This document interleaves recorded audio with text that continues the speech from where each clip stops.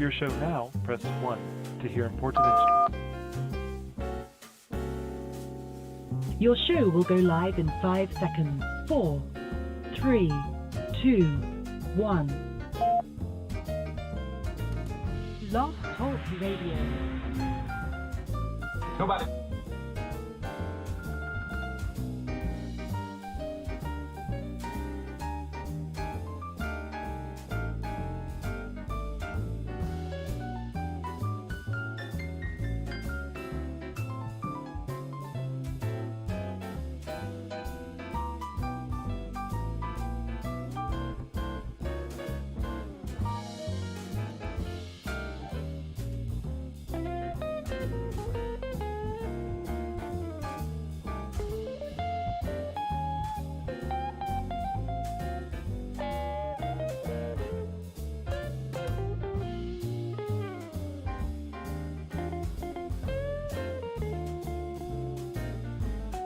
Testing 1, 2, Wolfpack.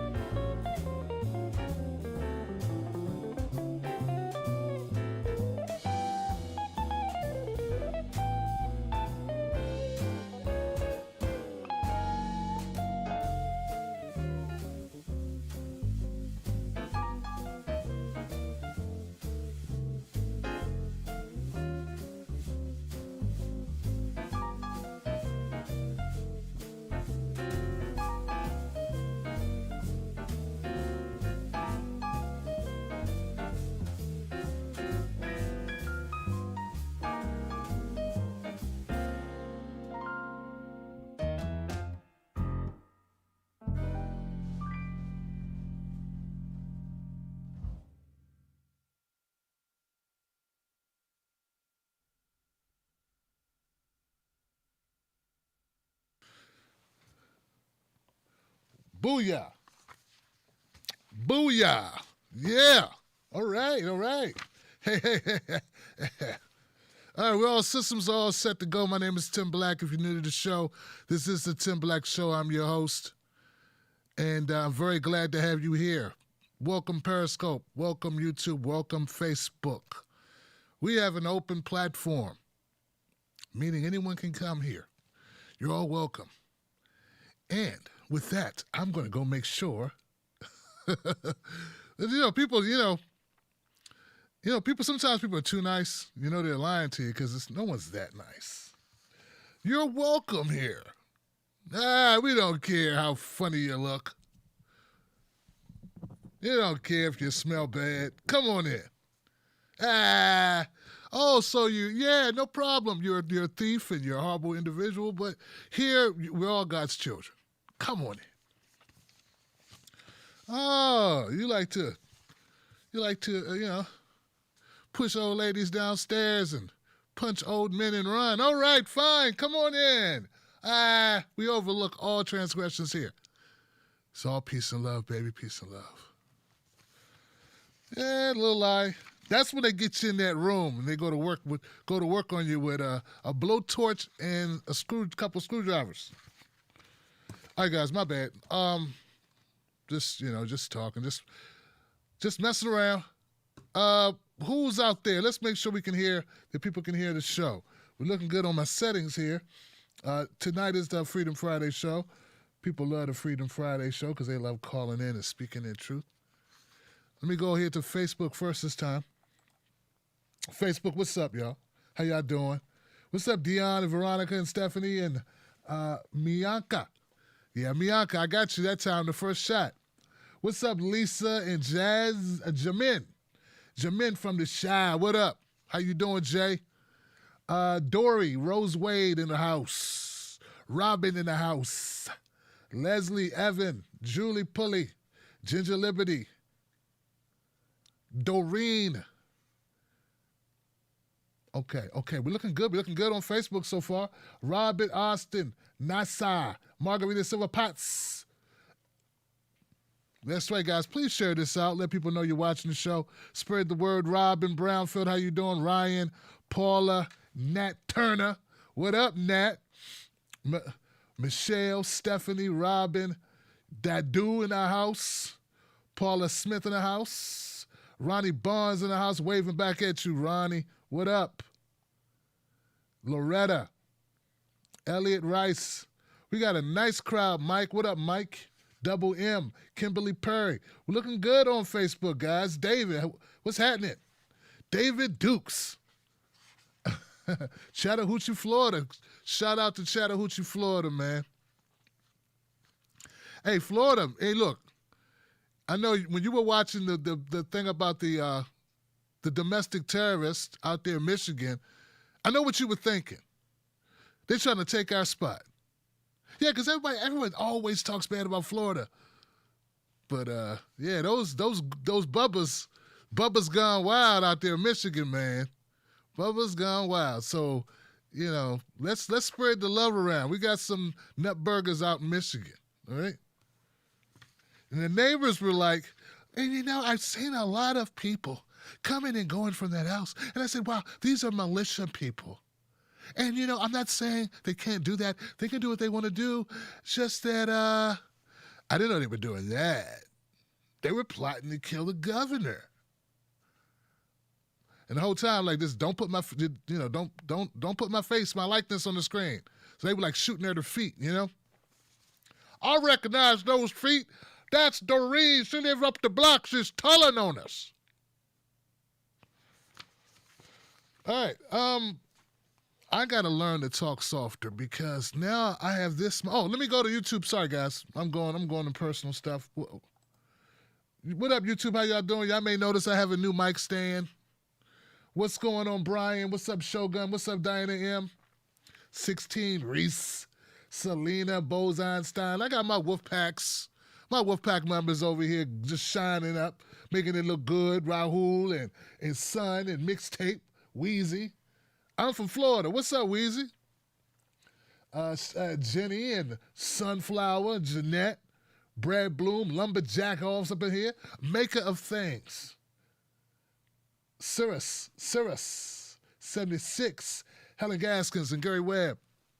I like this new setup because if I do this, at least it doesn't make the mic, you know, reverb and boom, that loud boom sound. I hated that. So I don't know what took me so long, Johnson.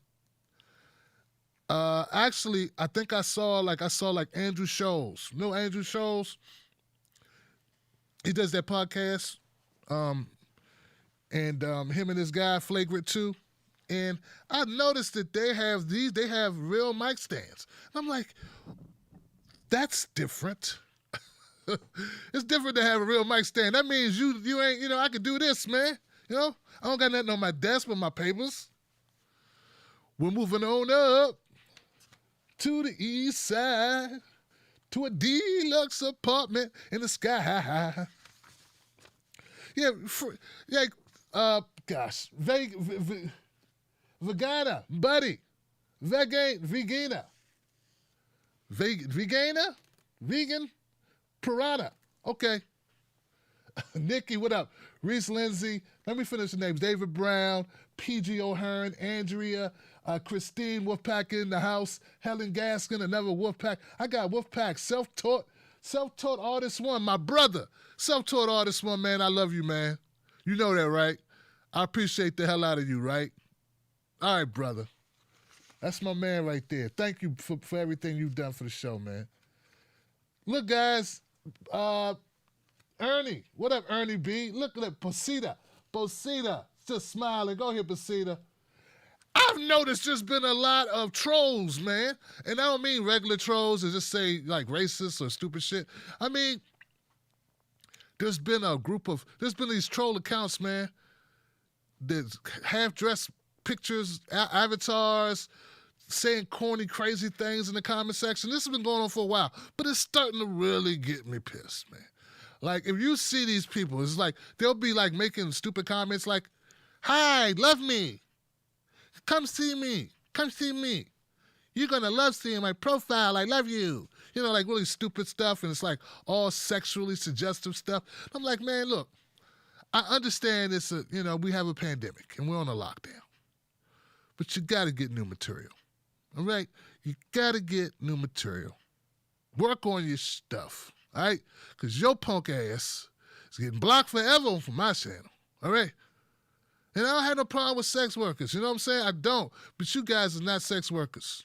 What you are is annoying on my YouTube feed. You ain't making no dollars, man. You ain't doing nothing strange for a little bit of change. What you are doing is spamming.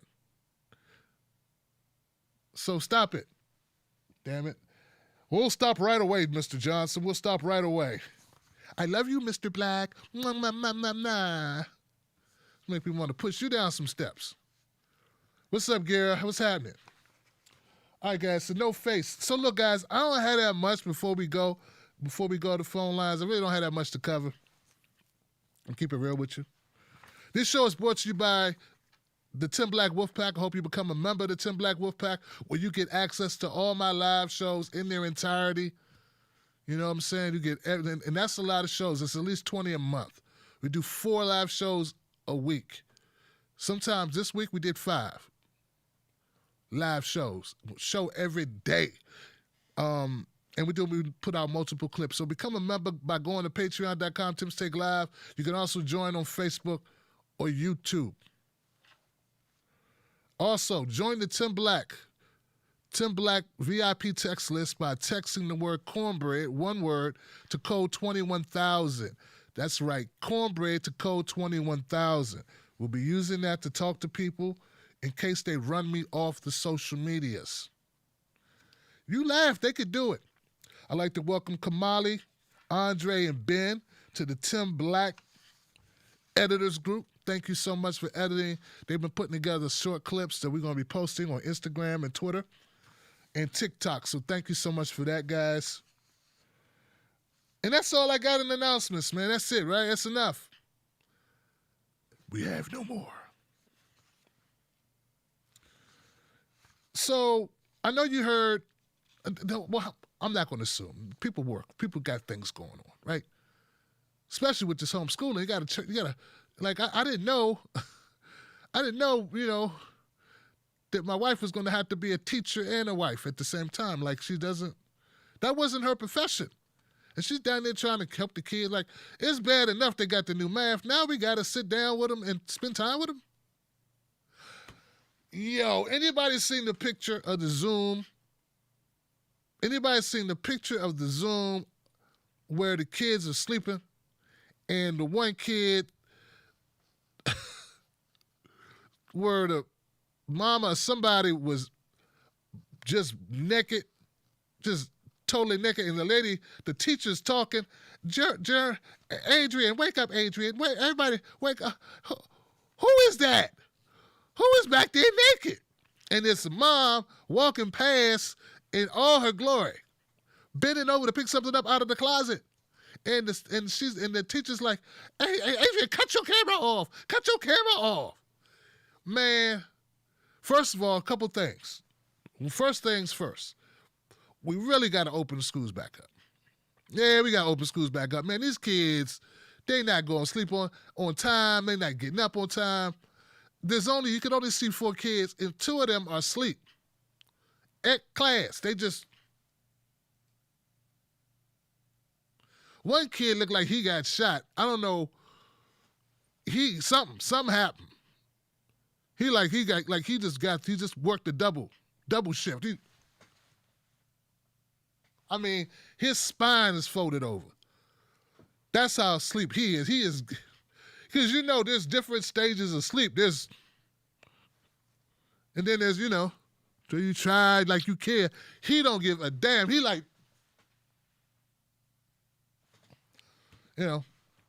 he gone. Like, so we gotta get the schools back open because the kids have no schedules. We already have some learning disabilities in our school systems. Our schools, let's just face it, most of our schools suck, right? They just do, okay? I'm not saying the teachers suck. I'm talking about there's no money. The school's not great, okay? And now we got kids at home, and this is even worse than going to school. Now, you save a lot of money on uniforms and school lunches, but these kids, so that's the first thing. I'm sorry. The first thing was we need to get schools reopened. I don't know. I know we need to clean up the COVID. I understand. I can still say that because we do need it. And the other thing is Who be walking around butt naked in front of their kid, man? I mean, what is wrong with you? See, now, if a guy walked by, so no one cared because it was a woman, right? I mean, they cared. I watched it several times.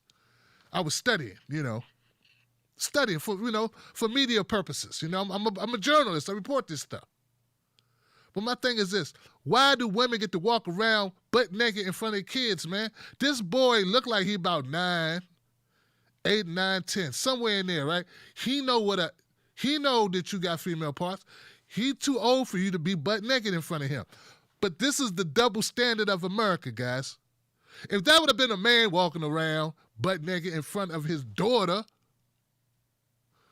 they'd have called DHS. She'd have picked up that phone and called DH so fast, she would have got ear rash from putting the phone to her ear. Hello? The cops would have been at his house in 20 seconds. He'd have been walking back to the living room, and the cops would have been knocking on the door. Who's in there? Who's in there? Open the door. Police, police, police, police. And if it would have been a boy, same thing. It would have been a boy and the dad naked, they would have got there in 10 seconds. They'd have got there so quick. They'd have found all types of, they'd been looking through his computers. So I'm saying we got double standard, man, and put some damn clothes on, okay? Put some clothes on. Look, like I said, I don't have a problem with sex workers, okay? But I'm saying, man, you should separate. So we need the schools open up. Mamas need to wear clothes, and this also shows a double standard, that we in our society. What else? And why you got your clothes in his closet?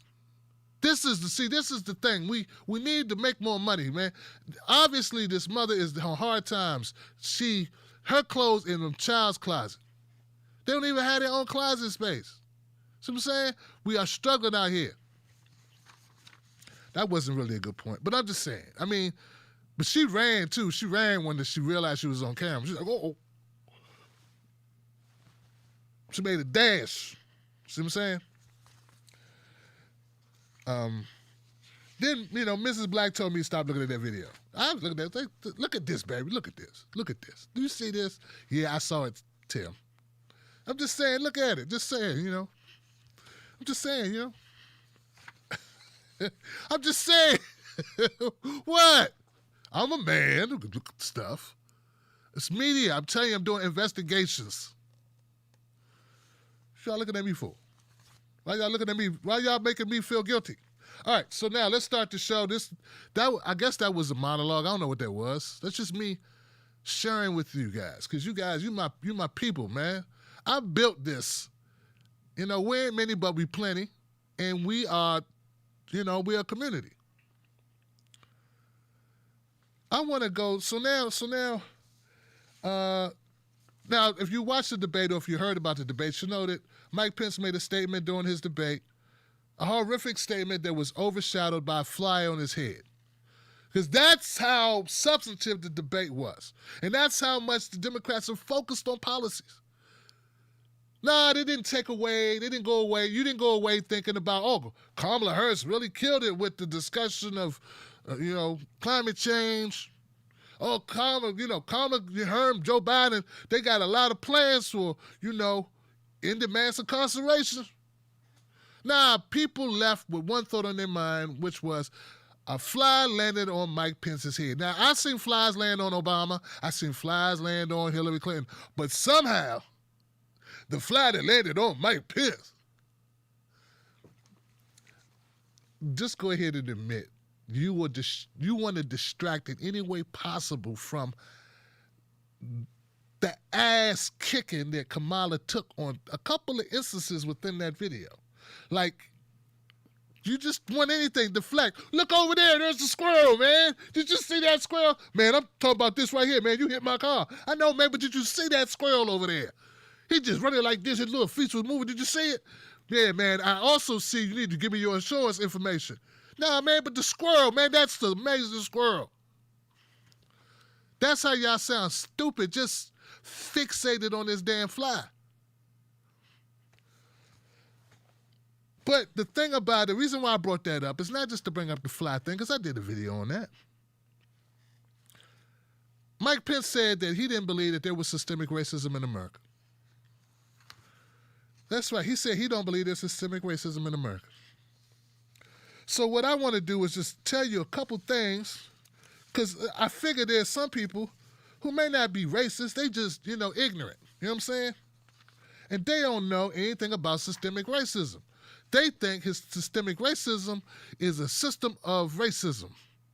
And I say, yeah, okay, that's the words, but what is it, systemic racism? They say, well, I guess it would be racism that's in your system. And if you get enough fiber, then it'll wash out. And America took its fiber a long time ago, Tim Black, so please stop talking about it, because it doesn't exist anymore. Today's racism continues to exist in our communities. Racism is what makes us see others or see people as the other with suspicion or attribute negative characteristics to an entire group of people. Okay? Systemic racism, discrimination based on race, ethnicity, takes many forms. The United States has made progress in eliminating some of its institutional and legalized racial discrimination of the years past, such as slavery, Jim Crow, separate but equal schools, prohibitions on voting and owning land. These hard-fought victories deserve to be remembered and celebrated. Still, these advances are incomplete data. Data, not my thoughts. Not somebody told me down at the barber shop.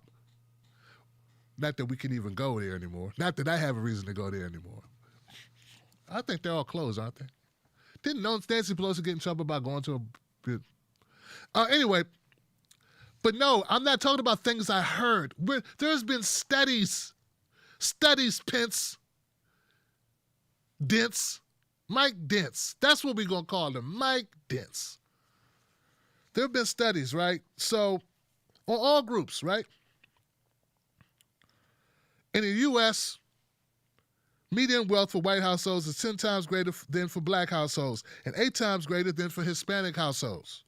Minority home ownership lags behind their white counterparts, and research shows that minorities face extra hurdles in getting approved for mortgages. See, this is one of the problems I have with conservative folks who don't want to face reality. They believe so much in American exceptionalism that they'll tell you you're a liar when you point out things wrong with the country. They'll say, no, you just need to work harder, because to them, this thing called America can't be wrong. It just doesn't exist, unless if they want to create new gun laws. Then all of a sudden, this perfect country is no longer exceptional because it affects you. See, this is the problem. Now, I have some conservative folks, especially on Facebook. I'm telling you these things because you need to understand. You need to understand. Now, what is sad about all of this is that your vice president doesn't believe that we have systemic racism, but Yelp does. Yelp. Problem is, no one voted for Yelp. No one voted for Yelp. But this nice thing, Yelp is smarter than Mike Pence. So Yelp just did this, right? Yelp's move to flag restaurants accused of racism could be a step in the right direction. Now, this is out of the Post. Now, this is the sign you will get. If you are going on Yelp looking for a restaurant, you might see this. Business accused of racist behavior. All right. See, recently someone associated this business was accused of racist behavior, resulting in an influx of people posting their views to the page. Racism is reprehensible and has no place on Yelp, and we unequivocally reject racism in any form. Read about the reports of racist behavior here. While we understand the desire to warn others about racist behavior associated with a business, all reviews on Yelp must reflect an actual first-hand consumer experience. We have temporarily disabled the ability to post here as we work to investigate the content. If you're here to leave a content based on the first-hand experience with the business, please check back at a later date. Got it? Thanks. So people been abusing. I'm sorry, guys. I just read this. People been abusing the new system. You know what it probably is in this exceptional country that we live in? Competitors. Like, that's the bad side. But says somebody could be competing. Do you know all the horrible things people say about me because they're in competition with me? Oh man, people make up stuff. They said I try to work with them. That I've been trying to work, bring them on. I'm thinking about you. They're thinking about you. They blame you for it. Just people just make up stuff. I don't respond to it. But what I'm telling you is in the competitive nature of capitalist society and also some hatred, people will say anything. So I can imagine people overusing this. Be like, yo, man, can I get some fries? Sir, sure. That'll be $1.79. No, I mean free. Sir, this is a restaurant. You pay for food. Oh, for real? That's what we doing here. You gonna charge me, but you ain't charge other people. No, we did charge them, sir. But I don't think you did. You know what? I'm going up on Yelp right now. I'm gonna report you. Racist. I'm joking, man. I'm joking. Ain't nobody that bold, right? Ain't nobody that bold. Okay, so this flag has been placed on a couple business accounts. Out of more than 5 million active local businesses claimed on the platform, a Yelp spokesman said one was a page of a New York attorney caught on video threatening to call U.S. Immigration and Customs Enforcement officers to a Manhattan restaurant because workers there were speaking Spanish. See, look, Karens. Hey, Karen. You gonna go down, Karen. I'm trying to tell you, going down. Karen and Ken are going down. None of his damn, just because people speak Spanish, you think they don't have green cards or whatever. I don't even know what they call it. Is it green card still? I don't know. You know what I'm saying? But just because they spoke Spanish, he thought, well, I'm calling ICE. This is a racist. I'm glad he got reported. Because this is the prime example of what people do. They try to say the worst thing they can to hurt you. So if he'd have been around it'd have been a bunch of black people in there talking like, yo, what's up, man? What's up, Playboy? I mean, I don't know who even says that anymore. I'm getting old. But I'm just saying, what's up, Playboy? What's happening, man? What's up? He'd have been like, N-word, N-word, N-word. You N-words? You know, because he wanted to say the worst thing to hurt them. So he thinks the best way to hurt Hispanic people is to say, I'm going to call ICE. Now, I bet if he'd have went in there, there'd been a bunch of old white people in there, bunch of bubbas, he wouldn't have been like, well, I'm going to call the Redneck Academy. I don't know. I'm going to, you ain't going to do nothing. You'll get your ass waxed up in here. You don't get up out of here. So I like the idea of us pitching in and doing what we can to get rid of these, to report them. I just think you got to be real careful because people are going to sue you. People are going to sue you, Yelp. You damaged my business with your stupid rating system. It's going to lead to lawsuits, man. Just had the video content, man. Just had the video content. Why people realize you can't get away with nothing anymore, man? There used to be a time, man, people used to use the N-word, yell at you. Hey, nigga, now you can't do it. People got phones. I'd be like, what'd you say? Say it again, Johnson. Say it again. Put your ass right on YouTube, man. Used to be able to get away with stuff. Used to get away. Shut up, B. What? Say it again. Did you get that? I got you, I got you, Johnson. I got you. Viral. All right, a couple little quick updates. I know people have been saying that the coronavirus is a hoax. Yeah, I know. It's not nearly as bad as you think it is. Yeah, yeah. Now Trump got it. You still saying it, ain't you? It's not nearly as bad. Look at Trump. He's still alive. It didn't kill him. Iran. They reported they are overwhelmed by coronavirus surge. Iran hospitals will no longer accept non-emergency patients. You can't even go to the doctor in Iran. They got so many COVID cases. But you think it's a manufactured CIA hoax to make Trump lose the election. I'm not saying they're not going to use it to make Trump lose. They would use anything. They got a Swiss Army knife full of stuff they want to use on Trump. They want to beat Trump. They will use whatever is available. This is very true. But they did not create this. This is not smoke and mirrors, dummy. This is real. Case in point, Iran isn't pretending to not have room for sick people. They're not doing that. I bet you that story's made up. Iran's just doing that to help Biden beat Trump. How do you sleep at night with all your stupid ideas running through your head. You just probably lay in the bed, just stare at the ceiling, and just think of just dumb, kooky stuff. Well, what if NASCAR is infiltrated by BLM, and BLM is infiltrated by Soros, and Soros is working with the Gates Foundation? Wife's like, shut up, go to sleep. Go to sleep, Henry. But I'm just saying, what if... Damn fool. All right, South Carolina Senate debate canceled after Lindsey Graham refuses to take COVID-19 test. Yeah, Lindsey Graham. You know, I'm not a Jamie Harrison fan. I could just tell he's milquetoast.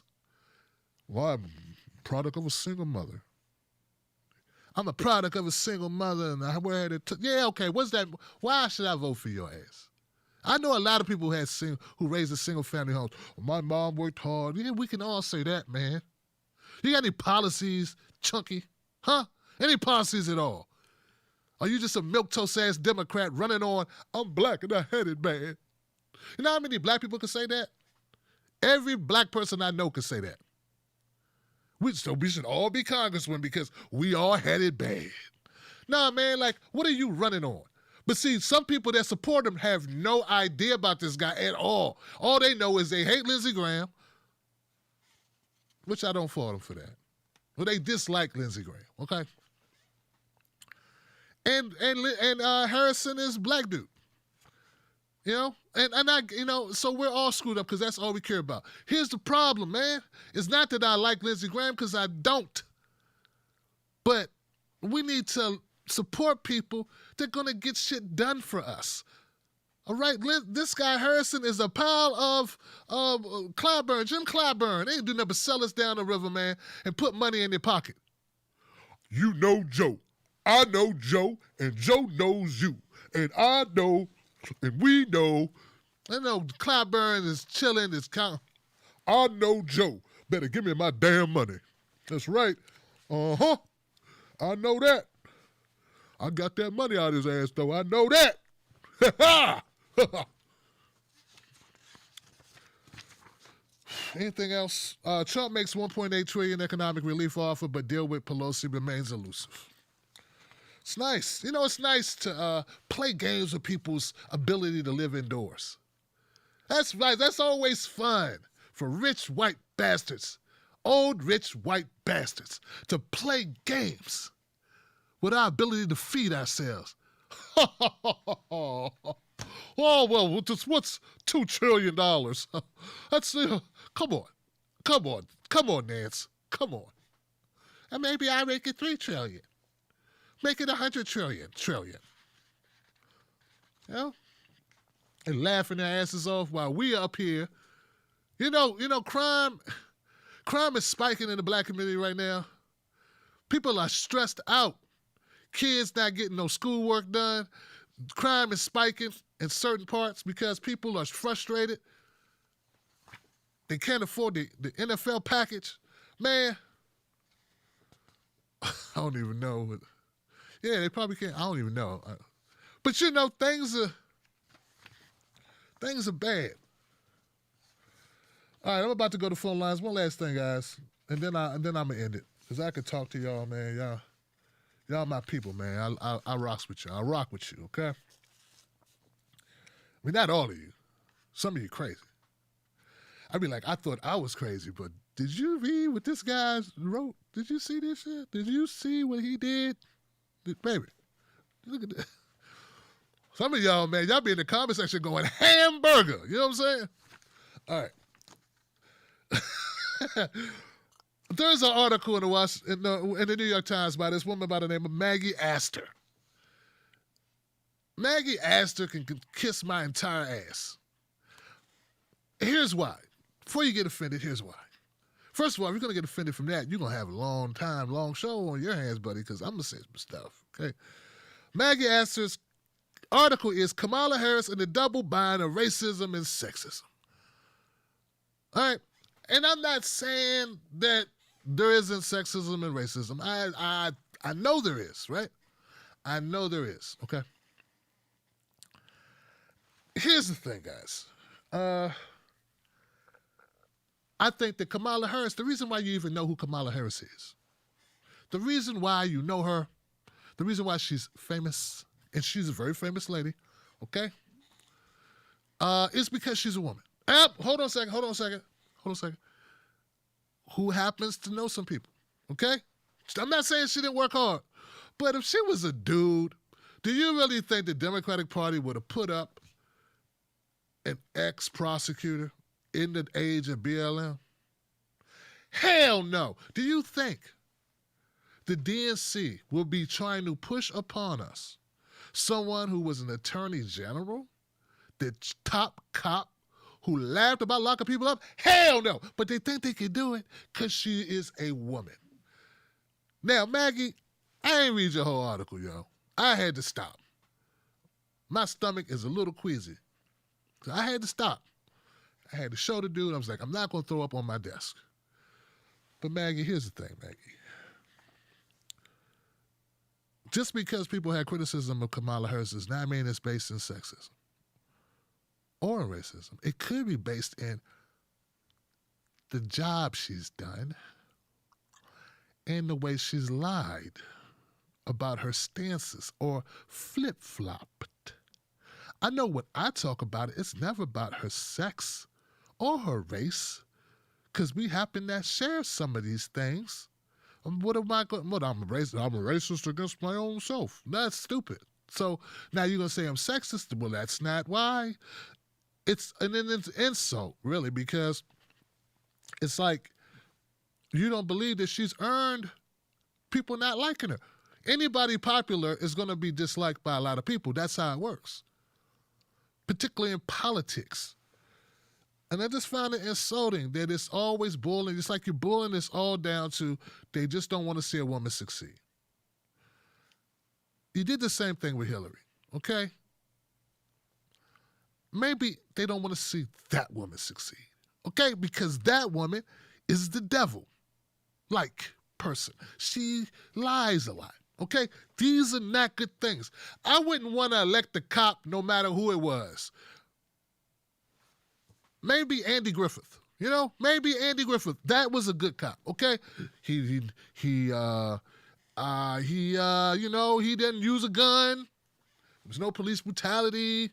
He ran a nice jail. Otis used to check himself in there regularly. Now, Otis wouldn't be checking himself into the jail if the jail was, abusive. No one's getting cooked alive in the Mayberry jail. You know what I'm saying? And not beating people up. You know what I'm saying? There's no rape in the Mayberry jail, okay? So if I had to pick a cop, that's the only cop that I could pick. Maybe Ice-T, okay? Maybe Ice-T. Next level, right? But that's it, man. I would not pick a cop. Maybe Shaft. But not Kamala Harris.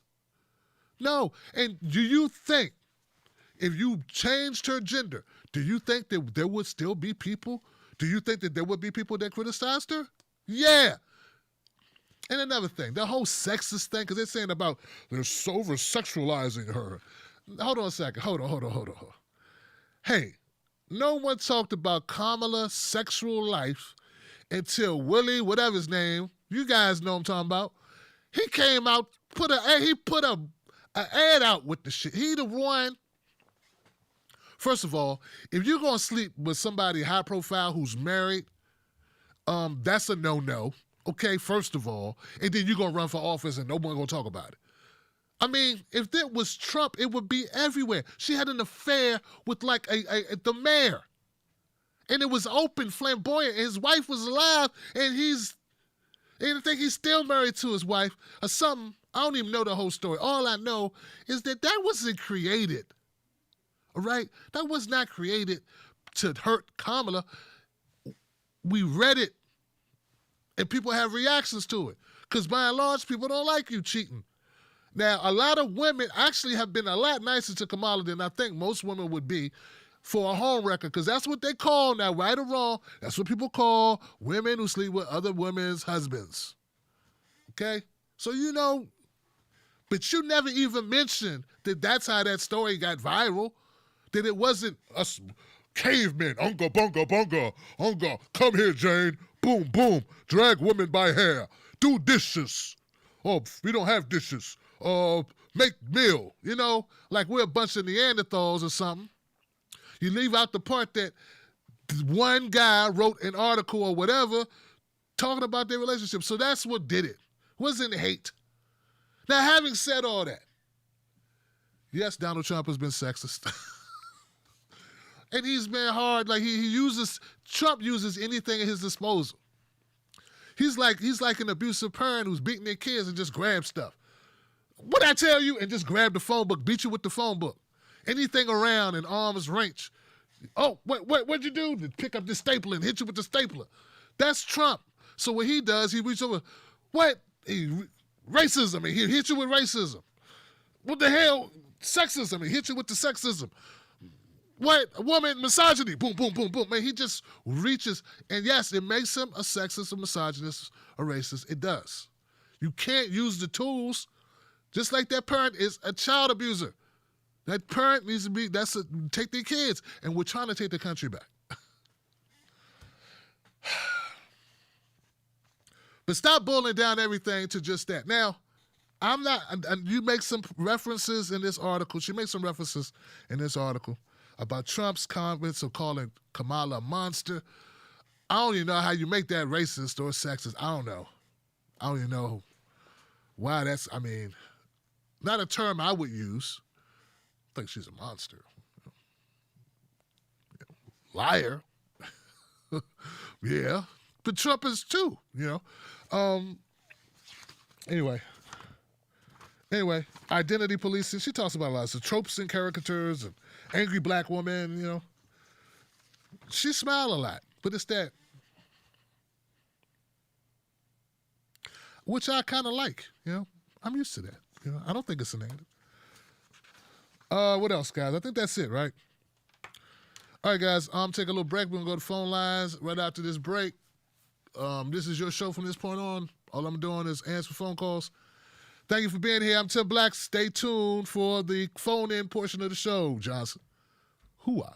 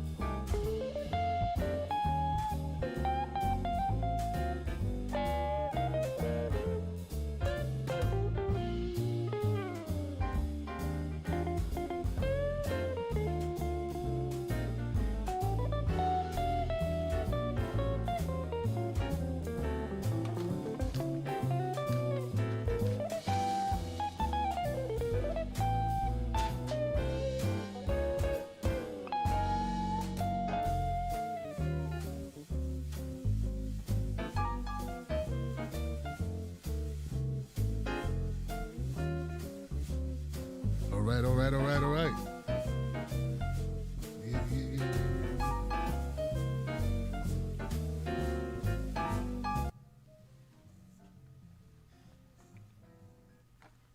Fantastic, guys. We're back. We're back in the sack. That didn't sound good. We're back. Like crack, we're back. Crack's making a comeback. All right. 787, we're going to go live with you. I hope you can hear me on the phone. 787, you are live on Freedom Friday. This thing's spinning. Let's go. Come on, work for me. Come on now. And 787 went away. All right, 248, you're live on Freedom Friday. Can you hear? Yes, I can. Hang on. All right. Oh, yep. Fantastic. Good evening, Mr. Black. How are you this evening? It's We're good. Karen from Michigan. All right. Talk to me. Great, perfect for Michigan. Fantastic. Yep. What's going Karen. Yeah, it's Karen. Boy, I kind of think about changing my name. on? Don't do that. Oh, boy. So, but hopefully, if there are good ones, I'm a good Karen. I'm just concerned, though, Tim. I was on Facebook, and, some people don't hold a lot of stock in Facebook. They think that, in fact, one person I know called it a cesspool. These are people I know. They're real-life people, and you get to see some of their opinions. And I was just shocked tonight. People that I think I know, and this person is a beautiful, loving person who really cares about people and everything, and posts this thing that says, Harris has to go, and, because she was rude to Pence. And I'm going, what? And then it says there's a quote from Pence saying that Donald Trump has cared about our health from the beginning. And I said, look, that whole debate, I was brief. I tried to be brief. I tried to be nice because I really love this lady. And I said, look, and the moderator, he didn't answer any questions, and he lied. I said, as an example, this whole thing about health care. I don't know if anyone else remembers, but I do. I was there on the ground. My daughter was, when she turned 18, I was on disability. I had Medicaid. And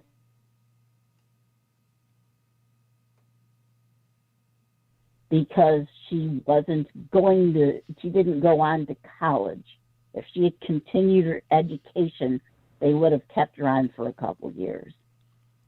This was before the ACA. And there were a lot of people like that. Single people with no dependents could not get Medicaid. And I don't know if anybody knows about Medicaid in your community. In our community of Johnsons, Medicaid is a last ditch, but it's sure better than having no health insurance whatsoever. It's very helpful for people who are unemployed, have no income, and so forth. Even if they're adults and maybe they have a disability that doesn't qualify them for Social Security, or they're low-income earners. There's a lot of people who benefit from Medicaid, even though there are better systems than that. Like if you have private health insurance and you can afford Blue Cross Blue Shield of Michigan or whatever, that's pretty good stuff. But who has hundreds of dollars a month for one person to have good insurance? Okay.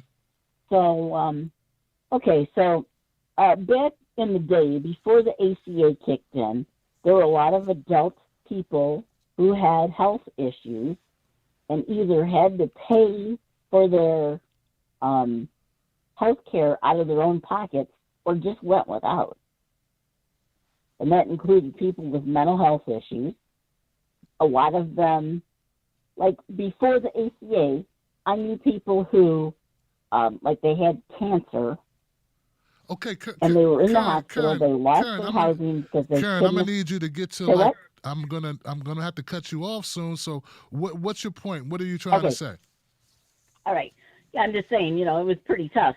So with the Affordable Care Act, it may not be perfect, but it's sure better than what we used to have. Okay. It's unfair because of the middle class ended up bearing quite a bit of the cost of the Affordable Care Act.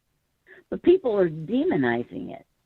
And Donald Trump wants to get rid of the Affordable Care Act.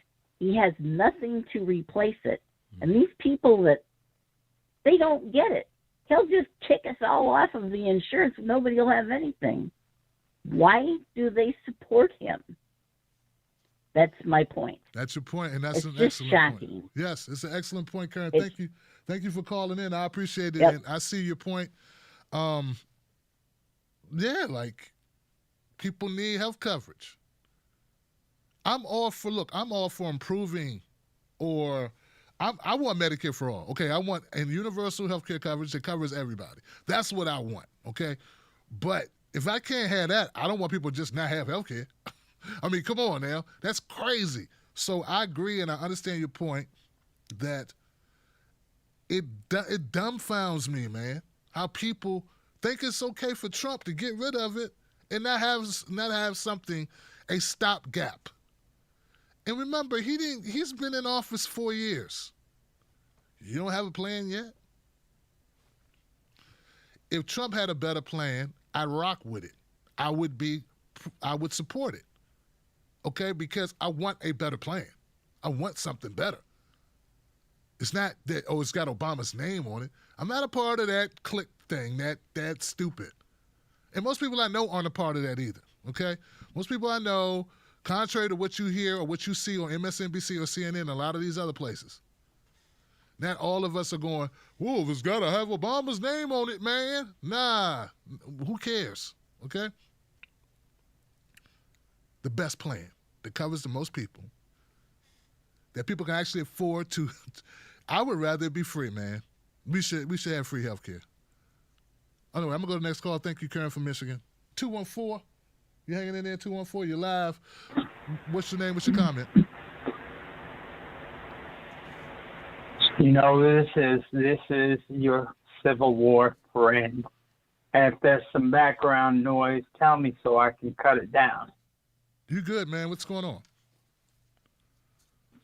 Well, I talk about the Civil War every time, so let me throw that out first. We see the Civil War's closer than ever. And what makes anyone out there think that Trump will in any way admit defeat in any possible way, even if Joe Biden gets a 20% advantage on the vote?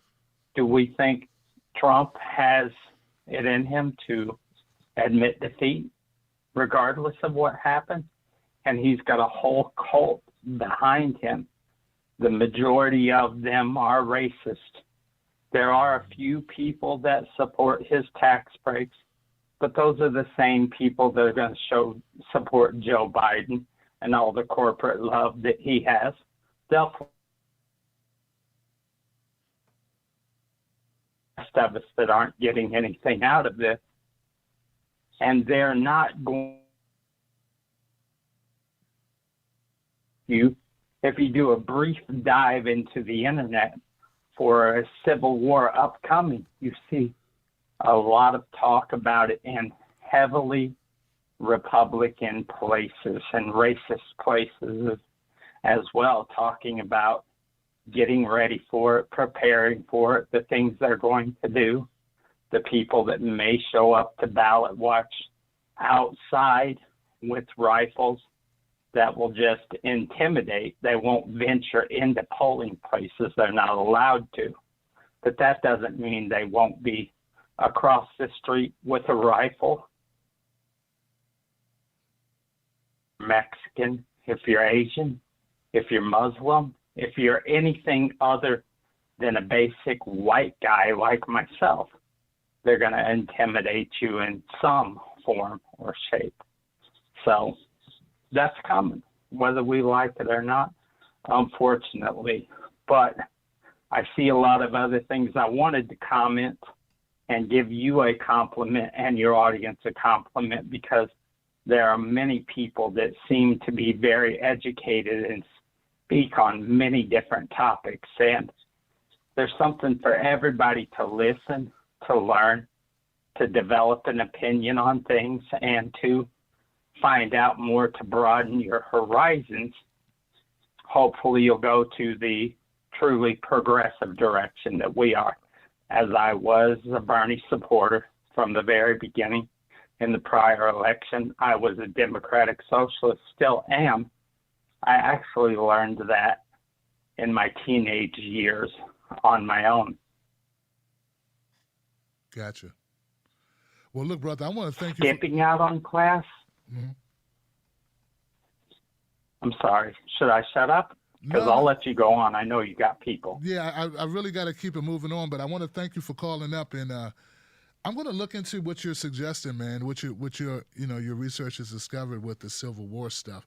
Initially, I thought you were someone who was kind of calling for, which I apologize for, man. But I'm glad I didn't cut you off.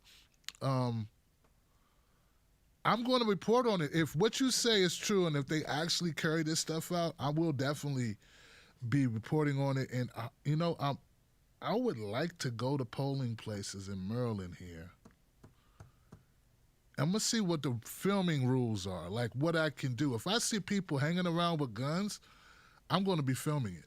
We need to, I want to thank you for calling up tonight. I agree with you. It's not about if we like it or if we, it's about what's the reality, right? Get what I'm saying? So if this reality is this is what's happening, you ain't got to like it. You ain't got to, you know what I'm saying? But you have to be aware of it, okay? So being aware of something, you shouldn't deny something that exists just because you prefer it not to exist. The reality is it does exist, and let's be aware of it. All right? So thank you, my brother, for calling up, man. And thank you for complimenting the show as well, bro. 623. You're live on I'm here, Tim. Hey, how you doing? I'm here, Tim. Sorry about that. No problem. I was awake this time. I'm babysitting, or should I say house sitting in the belly of a beast. Okay. What's on your mind? What's on your mind, bro? I'm sorry. Hey, I clean houses in a suburb of Phoenix. It's massively Republican. And the few Democrats that are here, mostly neoliberal. Mostly Clinton lovers. Oh, gosh. I'm sorry. I got into a discussion with a customer who is a Democrat and loves the Clintons, and I asked her, on any of Biden's ads, is he saying that he's going to roll out Medicaid throughout the country during this time of crises? And she told me no. And I'm telling myself in my head, that's what winners do. Yeah. There's the joke. Right. All right, Tim. Thank you for being the greatest of all Johnsons. And you need to go on Chapo Trap House if that's possible. And I'm gonna take this off the air. Thank you. All right, family. Thanks, man. Yeah, I would, man. Like they gotta, maybe I'll reach out, man. Like I'm gonna write that down. Trap House. K Love, we need to try to get on the Chapo Trap House. I know Bernie went on there. Didn't they give Bernie a lot of shit? And like, then they came for Bernie. They came for the Trap House. Didn't they give him a lot of pushback because they didn't want Bernie to win? He did the same thing with Rogan, right? Yeah, I think the same thing. Like Rogan's too powerful. Anything that's powerful that threatens them, they try to shut it down, Johnson. 408. You're live on Freedom Friday. What's your name? What's your comment? Hey, what's up, man? It's Alex from Berkeley. Alex, what's happening, my brother? Yeah, hi. So today, I want to talk about something huge that happened that I think went a little under the radar. Not a lot of people are talking about it, but Maine just enacted ranked choice voting. And I think that is huge. Yeah.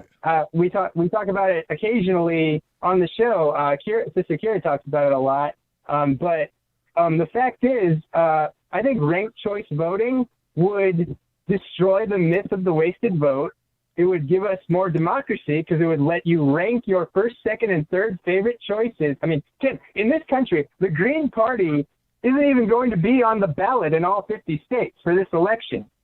But Maine went to court, and despite Republicans doing everything in their power to block them, they lost, and now Maine has what I hope is the first of many victories for the ranked choice. I see a very different outcome for the election if we were able to rank our choices for the Democratic primary. I imagine Bernie would have won going away, and Biden would have stayed at the bottom where he belongs. You know, I think we should all look at Maine in the next couple of years and see what happens. I guarantee you a lot more people are going to come out to vote in Maine because of this. And I think, you know, even better, imagine if the presidency was between Donald Trump, Joe Biden, or none of the above. You know, if the will of the majority of the eligible or even registered voters in this country were respected, guess who would be president right now? Nobody. Nobody would be president. Nobody would be senator. No one would be governor. I doubt anyone would be mayor or representative either. That White House would be occupied by nobody, except maybe a few homeless people tired of freezing to death across the street. Capitol Hill would be accountable to nobody. That's such a radical change from now. Also, none of the above comes in second often in Republican and Democratic primaries in Nevada, ever since that state made it a mandatory option in 1976. Damn. Just imagine what could happen if there was a spot on every ballot where you could check off none of the That's hilarious. need a special election like they do when a congressman dies or resigns or something like that. And only new candidates could run instead of the bozos that get rejected the first time. Just think about the possibilities. We already vote yes or no on judges. But you think McConnell and his creepy crew would be so sadistic towards our daily lives if we got to vote yes or no on him every 4 years? You know, in a Gallup poll in the 2016 election, about a third of the people that actually voted said they would have voted no confidence on both Clinton or Trump, if there had been a place to do that. And guess how many people were unsatisfied with existing choices this time around? About 64%. So it's not such an unpopular idea. So instead of picking the lesser of two evils and having to choose between Dianne Feinstein or Lindsey Graham and then running to the nearest toilet, imagine if people voted by crossing off all the candidates that they reject. So you could even vote out people running unopposed, and no election would be valid if less than half the people voted. So, but just like over there, getting rid of the crooks and turning things around for real would probably require a revolution. So let's hear it for revolution. The kind of revolution that the people of Czechoslovakia and Nicaragua and Romania thought was impossible until they did it. You know, also, you know, overthrowing the rich is not only in our best interest, Tim, it's also a hell of a lot of fun. But in conclusion, we should pay attention to local ballot propositions, and I would suggest we start getting petitions together to make no confidence, none of the above, a choice on every ballot for every office in the country. Wouldn't take that much time and wouldn't take that much money, and it sure as hell beats staying home, pouting, turning on the TV, and being greeted with President Pelosi or President Eric Trump. Okay, I yield my time. Thank you, Tim. Damn, brother. Thank you, Alex, for the call, man. Eric Trump. God. Bruh. That's what I'm talking about, man. That's what I'm talking. Oh, also, I saw a tweet from Bernie Sanders, guys. The tweet was something about Vermont, an announcement about Vermont. I just want to bring this in real quick, guys. Let's see if I have it here. Here we go. Bernie says, let me congratulate the state legislature for making Vermont the 11th state in the country to legalize marijuana and also for expunging past marijuana convictions.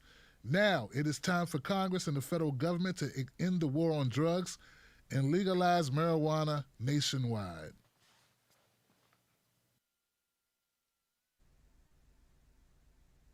Yeah, guys. And as we stated, that my friend who wrote the article about Kamala Harris and how people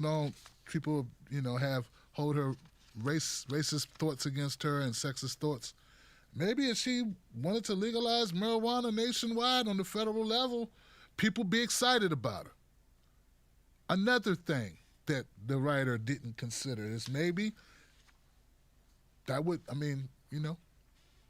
having great policies that help a lot of people, sure one good way of getting rid of racist thoughts and at least, overt ones anyway. Yeah, she's a lady, but hell, man, she can clean my record up.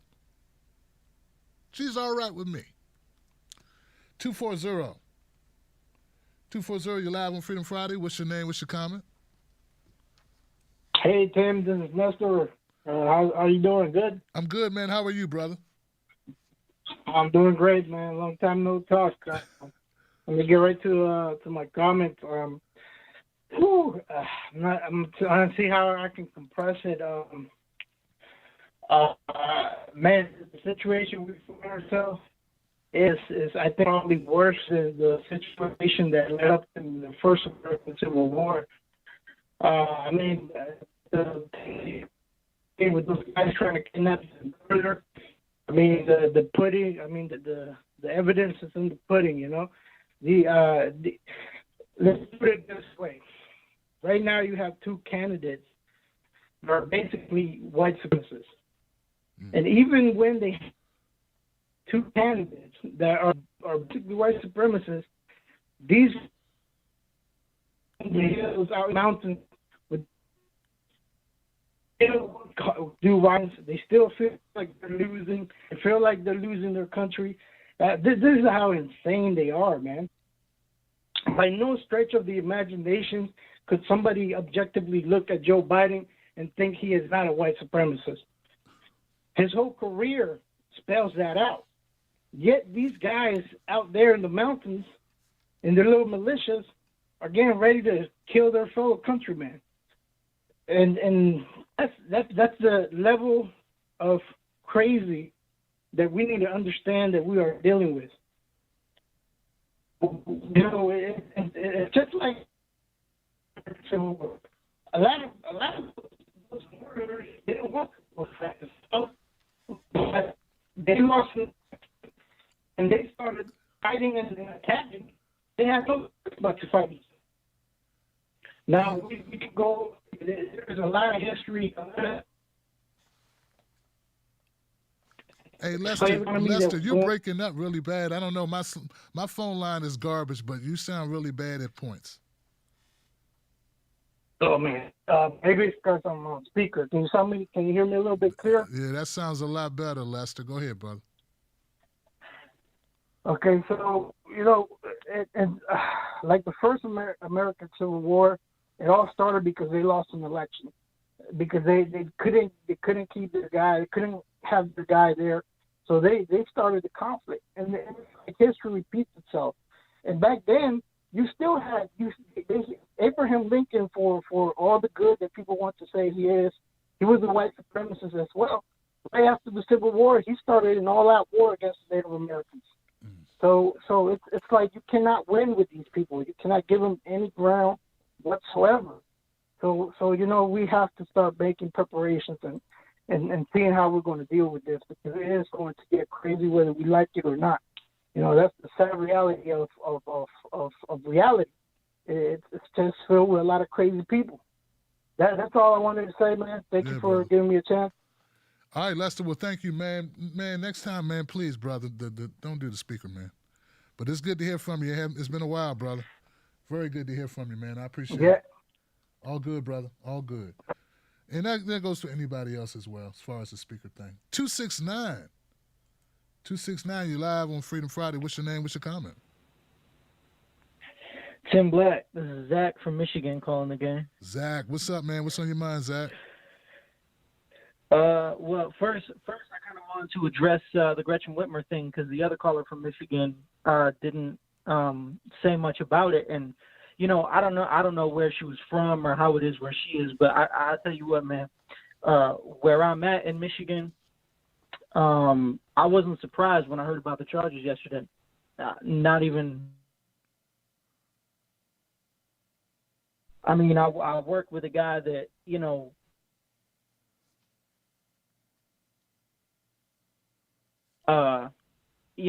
there's people up north in Michigan that have actually bought billboards just to basically trash her. Just a giant billboard. They put her up there. They called her Gretchen Hitler or something like that. Animosity towards her. And it really all just started because of the lockdown stuff. And I guess they're not happy with the way she went about it. But I don't really understand it. I mean, I don't agree with a lot of the stuff she's done, or really I don't agree with a lot of stuff she hasn't done, I should say. But yeah, there's just a lot of anger towards her. So I wasn't surprised. It's just kind of the climate here in Michigan right now. But also, man, the VP debate, I wanted to touch on that real quick. That was, I don't even really know what to say about it. I mean, I see everybody posting about it. People that are cheering on Kamala, the best thing they can say is they keep posting her lines of when Mike Pence was talking over her. They keep posting a picture of her with the quote, "Excuse me, I'm talking," like that's the best thing they can come up with what she said, because at the end of the day, that probably is the best thing she said as far as policy and substance goes.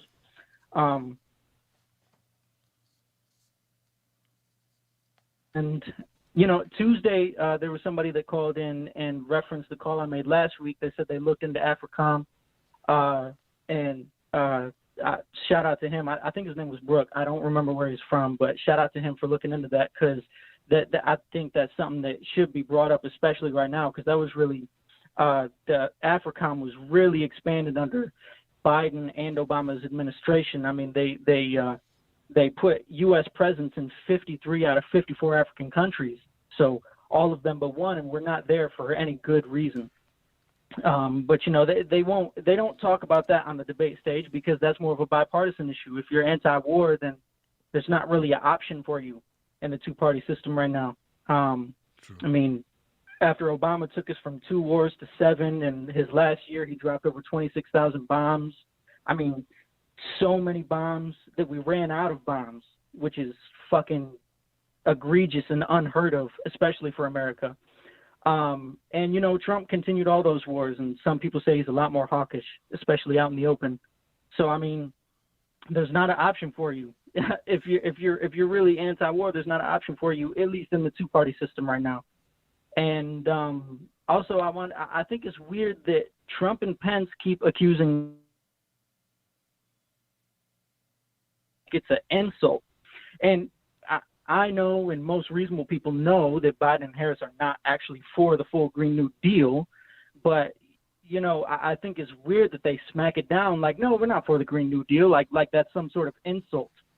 But climate change, I mean, that's another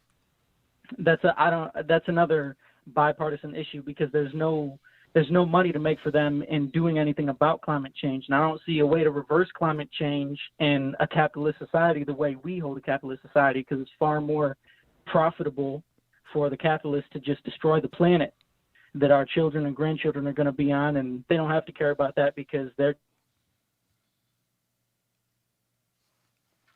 just no money in it for them to care to fix the planet.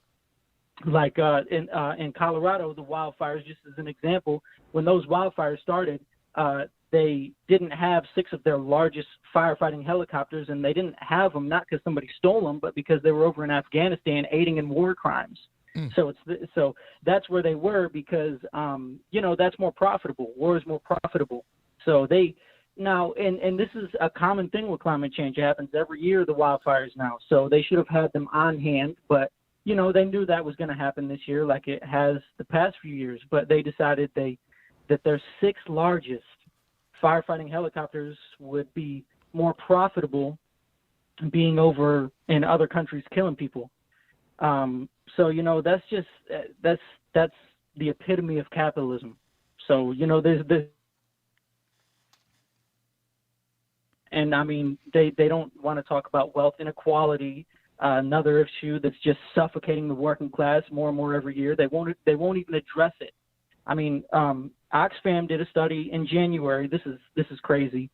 They found that if you were born in 2589 BC, so before Christ, and you somehow saved $10,000 a day, never spending a single penny, and lived until today in 2020, you would only have 1/5 the average wealth of the 5 richest billionaires, like Jeff Bezos, for example. You wouldn't even have as much as Jeff Bezos. And no talk about it at the debates. No talk about any substantive issues, as you pointed out. It's completely depressing.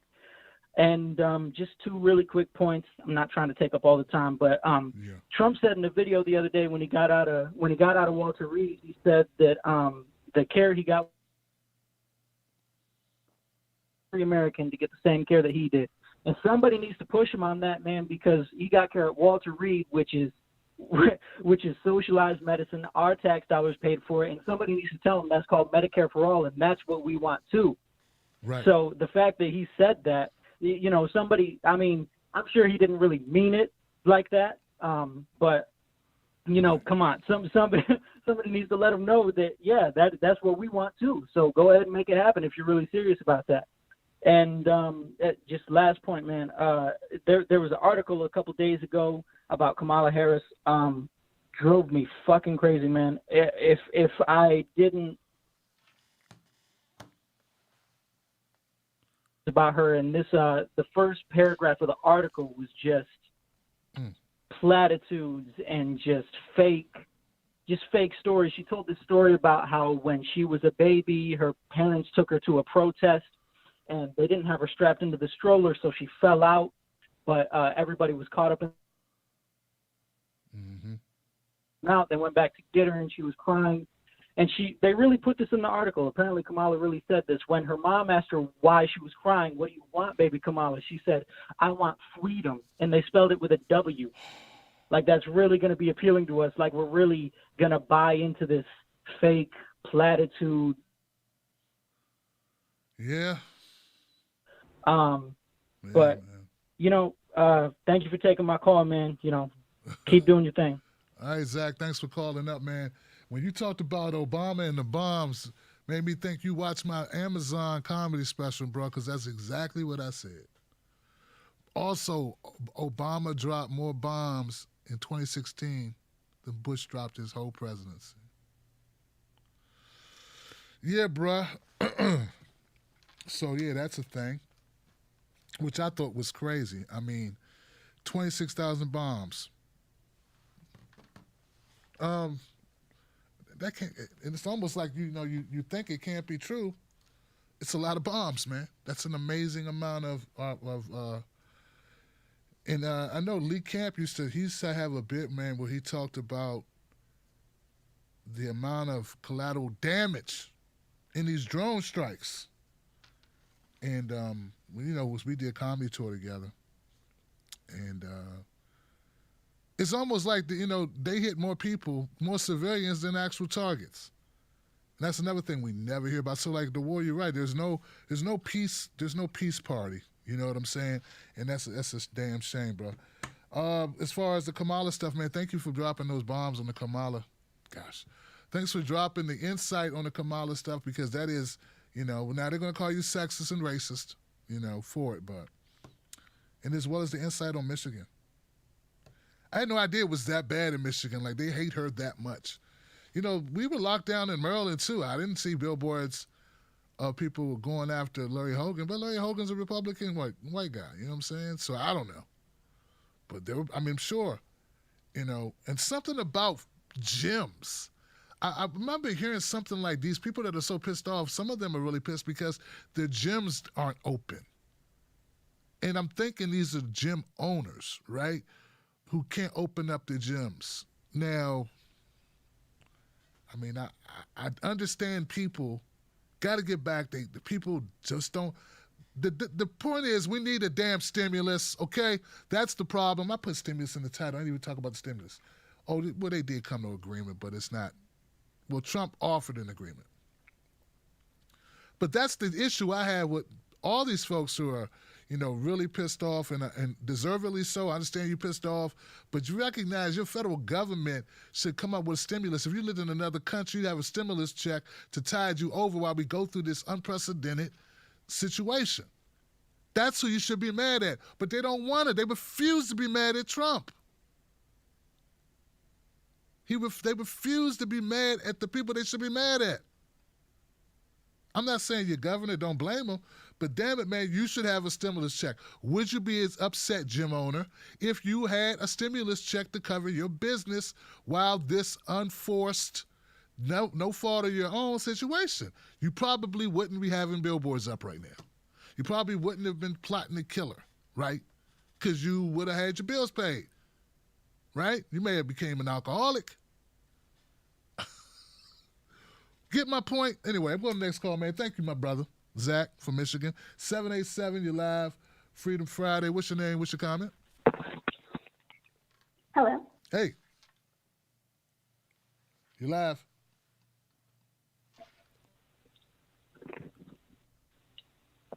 Hello. Hey, you're live. Oh, okay. Can you hear me? Yeah. Oh, okay. I'm sorry. Hi, I'm Solomon. All right. All right. Yes. Anyway, I actually wanted to call and talk to you about the Michigan thing. I just think that we should not freak out too much about it. I'm not saying that it's not serious. I'm not saying that white supremacists don't exist. I am just saying that there's also other things to take into consideration. What the U.S. has done abroad, like just for forever, it feels like, just kind of going around and overthrowing governments by just fomenting just a lot of unrest. And just that whole thing just seems very fishy, that whole story, like they're going to kidnap her, take her to a tribunal. Like, that makes no sense. How can you get away with that? You know what I mean? Like, it's just, it smells like FBI, CIA, some kind of something trying to foment just issues and to kind of rile things up. Just be like martial law. That's what you think, really? You think that they're I making it up? I think it's possible, because at the end of the day, the chicken is going to come home to roost. And they've been doing this all over the place. And all of these signs, like everything that's been going on, if you've read history, like if you know what I mean? Like if you understand like just the sequence of things and like how, like the patterns, you recognize things. No. Did you see those guys protesting at their capital in Michigan? You saw it, right? No, I did. Yeah, so why would you think it's, hold on, listen. Why do you think it's not real? Why you think it's not real if you just saw them with guns at the Capitol a couple months ago? No, it's not that it's not real. I'm not saying that people don't have these feelings, but the money that's backing them sounds like it could be very fishy. How much money? I didn't know they had a lot of money. I mean, look at all the artillery they have, all the guns that they have. They already had those guns, lady. People got guns, man. We got more guns than people. I'm just saying things can happen. I'm not saying that you shouldn't be. I'm not saying that that's exactly what it is, but that is something that we need to look at. We need to just kind of like chill out and figure it out. Chill out. And not like, oh yeah, we just need to, I just don't want people to freak out. I don't want people to like be scared for their lives. You should. I just want us to like just patient, like to just kind of like calmly deal with it rather than. All right. You know what I mean? No, I don't. But I agree. I appreciate you sharing your point of view. We could disagree. No worries. We could disagree, but it's all good. All right. Yeah, I think we agree on most of the more important things, but it's just more like that's all I was saying. I just want things to be calmer. Day's over, sister. But I appreciate you calling up, man. People are I think people are pissed. Let's put a pin in this for a second. Well, let's talk about this real quick, okay? Thank you, caller, for your phone call. There are people on the verge of losing everything they've ever worked for. You don't think the people that are on the verge of losing everything they work for, or people who are just pissed off because they don't like her anyway, you don't think that that this possible? Like I'm not adverse to our government. How can I say this? It's not that I have an issue with anyone who doesn't trust our government, okay? It's not that I have an issue with people who have a side eye for the FBI. I got that. That's the first thing I thought. I mean, hell, they killed Fred Hampton, They killed a lot of black leaders. But this a leap to say, we just saw these militia-type dudes pissed off, marching, and going to their capital with guns, talking about revolution then. And then when there are a couple of these guys, not everybody, but a couple guys that were there also with these other militia groups, which I realize now are very prevalent. Hey, Michael Moore did a video. He did a documentary or something because he's from Michigan, talking to these guys like years ago. I mean, it's the thing in Michigan. The militia is very strong in Michigan for whatever reason. So I just, like I said, I don't have a problem with people being skeptical, but have some truth, which has some facts, which is your skepticism, because it is bad. Some people are struggling just because you live indoors. There are people unemployed. There are people homeless. There are people on the verge of homelessness. There are people who can't get their medications. There's all types of issues. There's people sick. There's people who lost spouses, friends, kids. This is all happening right now. Add on top of that BLM and the protests and the arguments. Then we got an election year, and it's always contentious around election years. I did this research under Obama. Every election, hate crime spike, tension spike during election time. No matter no matter who it is, no matter who's the president, and no matter who's running. That's America. So all this is like a powder keg. Okay, that's what we have here. To say people need to just calm down, nah, man, you need to get with it and realize that some people ain't wrapped too tight and some people are at their wits' end. And then there's also some people who take this as an opportunity to redo, make America better, make better, whatever Biden's talking about. They want to make this shit over again, okay? And some of those people don't want to include some other people in the mix. They want some people out of the batter, okay? So it's a lot happening. To be dismissive and just be like, hey, you need to just calm down. Nah. No. You need to be very much aware of what's happening. I'm not saying, run down the street like your head on fire. They trying to kill me. Ah! I'm not saying do that. But I'm saying, no, this is real. This is real. And it could get a lot worse if they don't print the damn checks. It can get a lot worse. What are people supposed to do? I want to know, what do you think people going to do? You think everybody's going to be fine with not eating? You think everybody's going to be fine without being able to run their businesses, without being able to do what they normally did? People are going to lose. Actually, you should be surprised more people haven't lost it. I'm serious. These people ain't wrapped too tight. People got to spend all their time around their spouse. They don't even get along that well. Everybody's not like me and Mrs. Black, Some people are ready to kill each other in there. Then the badass kids don't get a chance to run around. The amount of stress, the pent up energy, Jesus, this is unprecedented right here. This is once every 100 years or something.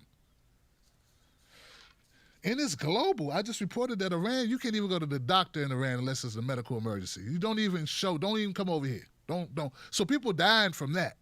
People dying because they don't want to go to the hospital because they're afraid to get to the hospital and catch COVID-19. So more people are dying of treatable illnesses because they don't want to go to the doctor because they're afraid to go to the doctor. All right, I'm going to go. Enough. I've talked enough. But thank you, 787. And that was not all for 787, but she inspired that conversation with her comments, and but it's not a diss to her. So I always give people, Tim, you should be nicer to the caller. I'm nice. Enough. No, I should be meaningful and thoughtful. I don't have to be nice. You don't be so nice. Be so nice. No, be meaningful and thoughtful. But she inspired a great conversation. People need to think about it, man. People losing their minds out here. And maybe you're not losing your mind because you're not losing everything right now. If somebody took your, I don't know, somebody took your Justin Bieber albums. I'm joking, man. I'm joking. Someone took your Lifetime channel. I'm joking. You probably like ESPN. Don't be sexist, Tim. If somebody took my BET, I'm joking. BET's owned by white people. All right, 704. Thank you for holding on. You're next. What's your name? What's your comment? Hey. Hey, Tim. You're having some fun tonight, aren't you? Yeah, it's good times, man. Who's this? This is Will. This is from Charlotte. Did you get that instant message I sent you about that sheriff in Michigan, the one that was, for all intents and purposes, sound like he was trying to give all possible benefit of a doubt to those idiots that was trying to. Yeah, like he was saying that. Okay, let me get this right. You sent the message. I think it was on Facebook. Twitter. Okay, yeah, where the guys like, we need to make sure that we're being fair to these militia guys because they're good people, and I met them. That guy. Yes. Okay, thank you, brother. Yeah. Okay, now tell me if you've ever heard that from a sheriff talk about a black man ever. Ever. That's crazy, bro. Like, yeah. That was insane. And I'm just thinking about that. And then I looked online and I saw that there were some other articles showing that earlier in the year, and I don't know if you already reported about this because, you have a lot of platform stuff, so I don't know if you may have already talked about it. But apparently that same sheriff was sharing the stage with one of the guys who were in the militia group that attempted to kidnap the mayor or governor or whoever. And they were actually on the stage because they were both a part of an anti-lockdown protest. You have a sheriff, a part of an anti-lockdown protest, wow, sharing the stage with militia groups, a part of his own group called, let me see, the Constitutional Sheriffs and Peace Officers Association, I believe that's what it's called. And literally being on stage talking about his dislikes for her and how he disliked the lockdown. And I'm thinking to myself, okay, why would anyone not think that you sharing the stage with a member of law enforcement, possibly having access to other people in law enforcement who share the same ideology and thought process as you, why wouldn't they think that they couldn't get away with it? They're more concentrated on beating up Black Lives Matter. So a lot of that, I feel like a lot of that obvious, like, we still have a lot of racist, Aryan, right-wing extremists still in law enforcement to get picked out, because a lot of those people are helping those individuals. That's definitely something we need to look at, because that should be frightening for anybody after seeing that type of interview, especially if you're talking about a situation where people may be seriously considering going out and doing acts of violence against public officials, because you don't know at this point now if that coordination is coming from a bunch of Yahoo cousin fuckers or if it's actually being assisted by people in your own law enforcement. But that's not even my whole point, unfortunately. Or, people that share that ideology are possibly using the resources that they have from law enforcement to help these right-wingers, is what I'm trying to say. But that wasn't my only point. My other point also was how disappointed I was with that debate situation, both Biden and the vice president debate. I really do think, as a short point, that the reason why Trump and Pence are doing this whole weird, the Biden and Kamala or super leftist more than Bernie Sanders thing is that honestly, if you were to tell Republicans that vote for Trump about their records, they might actually fuck up and vote for him. I mean, between Biden's 94 bill and how Kamala treated black people as aging in California, if you really told them about that in place of that whole law and order thing that Trump talks about, it almost fits in with what they find interesting. So I think in a way they have to go super left because they've feared people so much about socialism that if they actually told them that they're more like them than they actually believe, they may actually lose votes that way. That's just how I kind of feel about it. I wish I could get into it a little bit more, but I know time is limited. So thanks, Tim, for your time. Damn, Will. Thank you, Will. You finished really strong on that point, man. That's a thought. Will's like, they need to just play to their strengths, you know, being racist and locking up black people. That's really what your thing is, Kamala. Yeah, that's not... I don't know, man. I guess I'm just slow. You know, I guess I'm slow, man, because I still wonder. I mean, I just can't bring myself to just be like, oh, I don't care what this person did. I'm just going to go ahead and ride with them anyway because it'll be lucrative. I just can't. I can't do it, man. These people, man, I can't do it for Trump. I mean, dude, like, Will, I get it, man. Like, I look at... You know, if you know how many people have contacted me and said, Tim, you need to just go ahead and go right.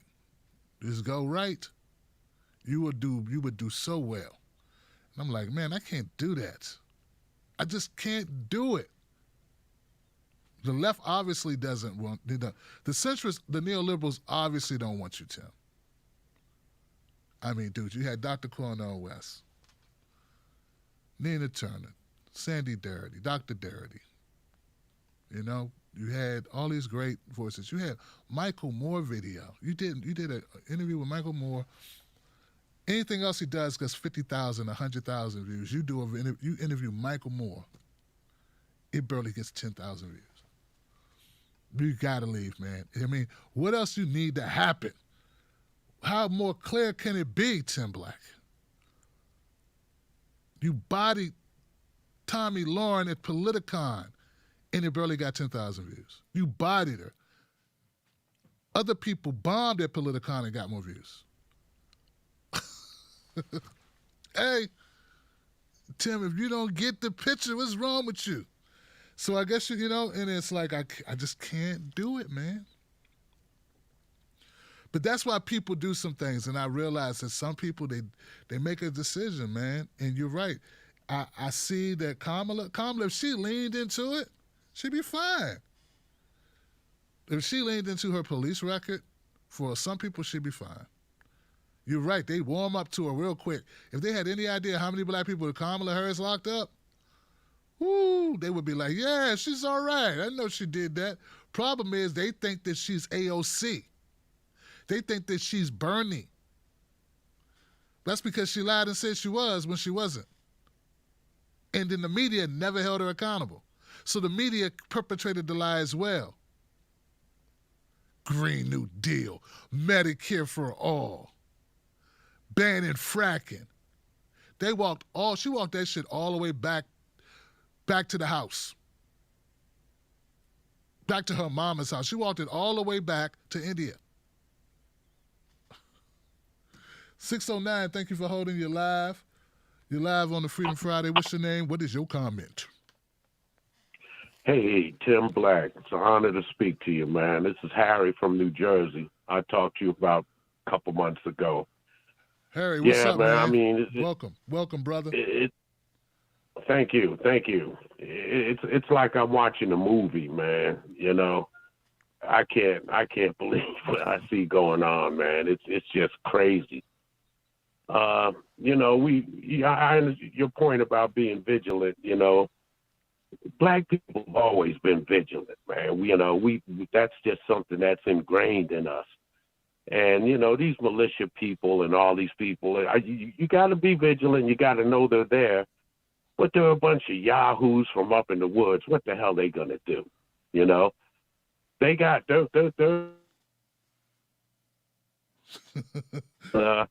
It's essentially what you say, man. It's an economic things, you know. As long as it's black and Hispanic hurting, nobody really gives a damn. But now white people are hurting, and they are hurting bad, and they were hurting before the coronavirus. So all this does is just accelerate everything, man. It just you know, white people, black people, we can make a big pot of food and eat on that for days, man. They get to the point where they're hurting. They're looking to hurt somebody, jump off a bridge, or do a number of things. They get crazy with it, you know. And you know, getting to the base, I agree with you 100%, man, with your assessment of everything. It's not hard to take down Kamala Harris and Biden when they sit up there and start talking about justice for black people or people of color and all this stuff. The records are very documented, and it's there for all to see. You have no credibility on this point. You know, move on to something else, you know. And Pence, he just chopped her up, man.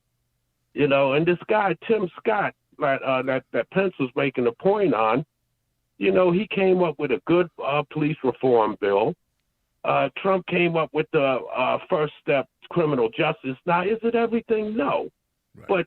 But Kamala Harris, Cory Booker, Dick Durbin, all them prominent senators, they ran away from that bill. We ain't voting for this, you know, and it just goes to show you how they don't give a damn, man. It's just time for a new day, Tim. It's time for a new day with these damn Democrats, man.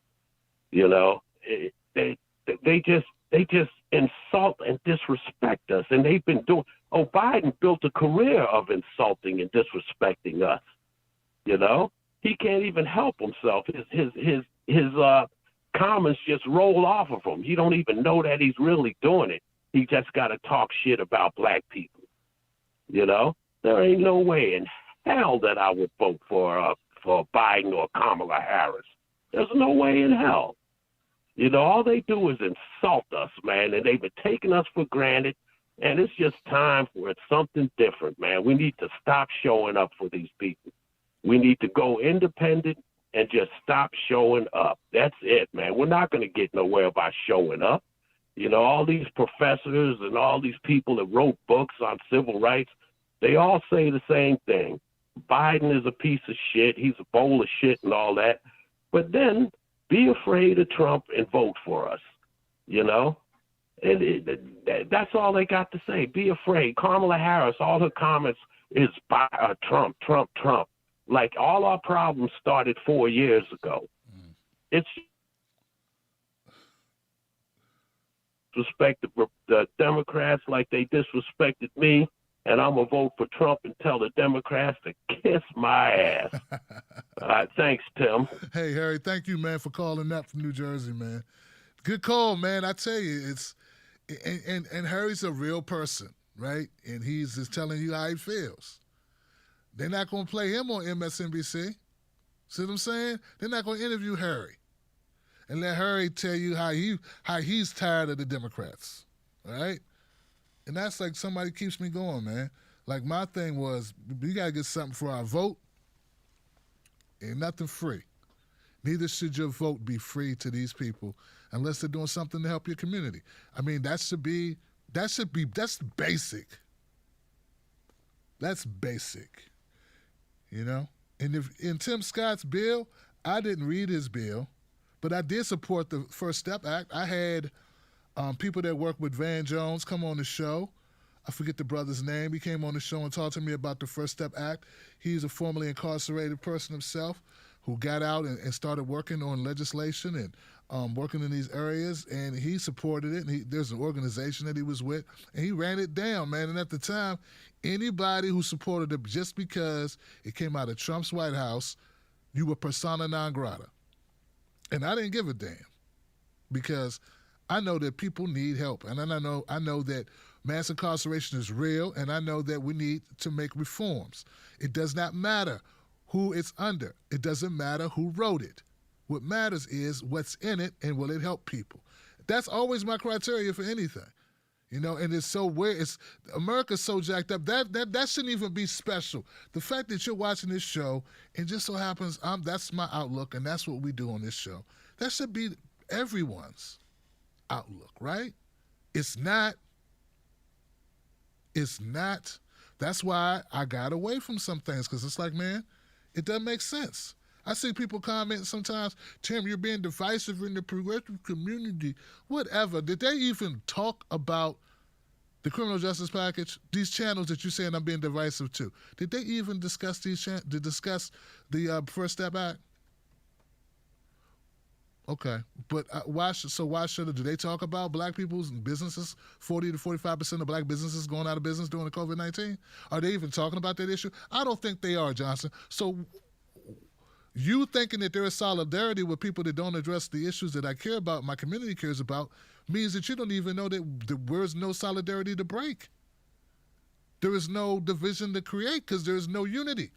Because if you don't think that my issues are as important as your issues, which are typically just bashing Trump in order to help the Democratic Party, and every once in a while you sprinkle in a story about something else. But that's really what the summation, the synopsis of what their channels are about. And if that's the case, we really don't have anything in common, because you don't have a real overall objective other than to get paid. So with me, of course, I can only speak for myself. But thank you, Harry from New Jersey, calling up, man. I am not saying I'm perfect. I make mistakes all the time. I just try to not make the same mistake over and over again. And I thank you for calling up and spitting that truth, man. 605, you're live on Freedom Friday. What's your name? What's your comment? Hey, this is Michelle, and I'm calling from South Dakota. I live in the middle of Trump heartland. So I just have to call in today because I just want to point out that Monday is a federal holiday. It's Columbus Day. And where I live in the middle of the heartland is that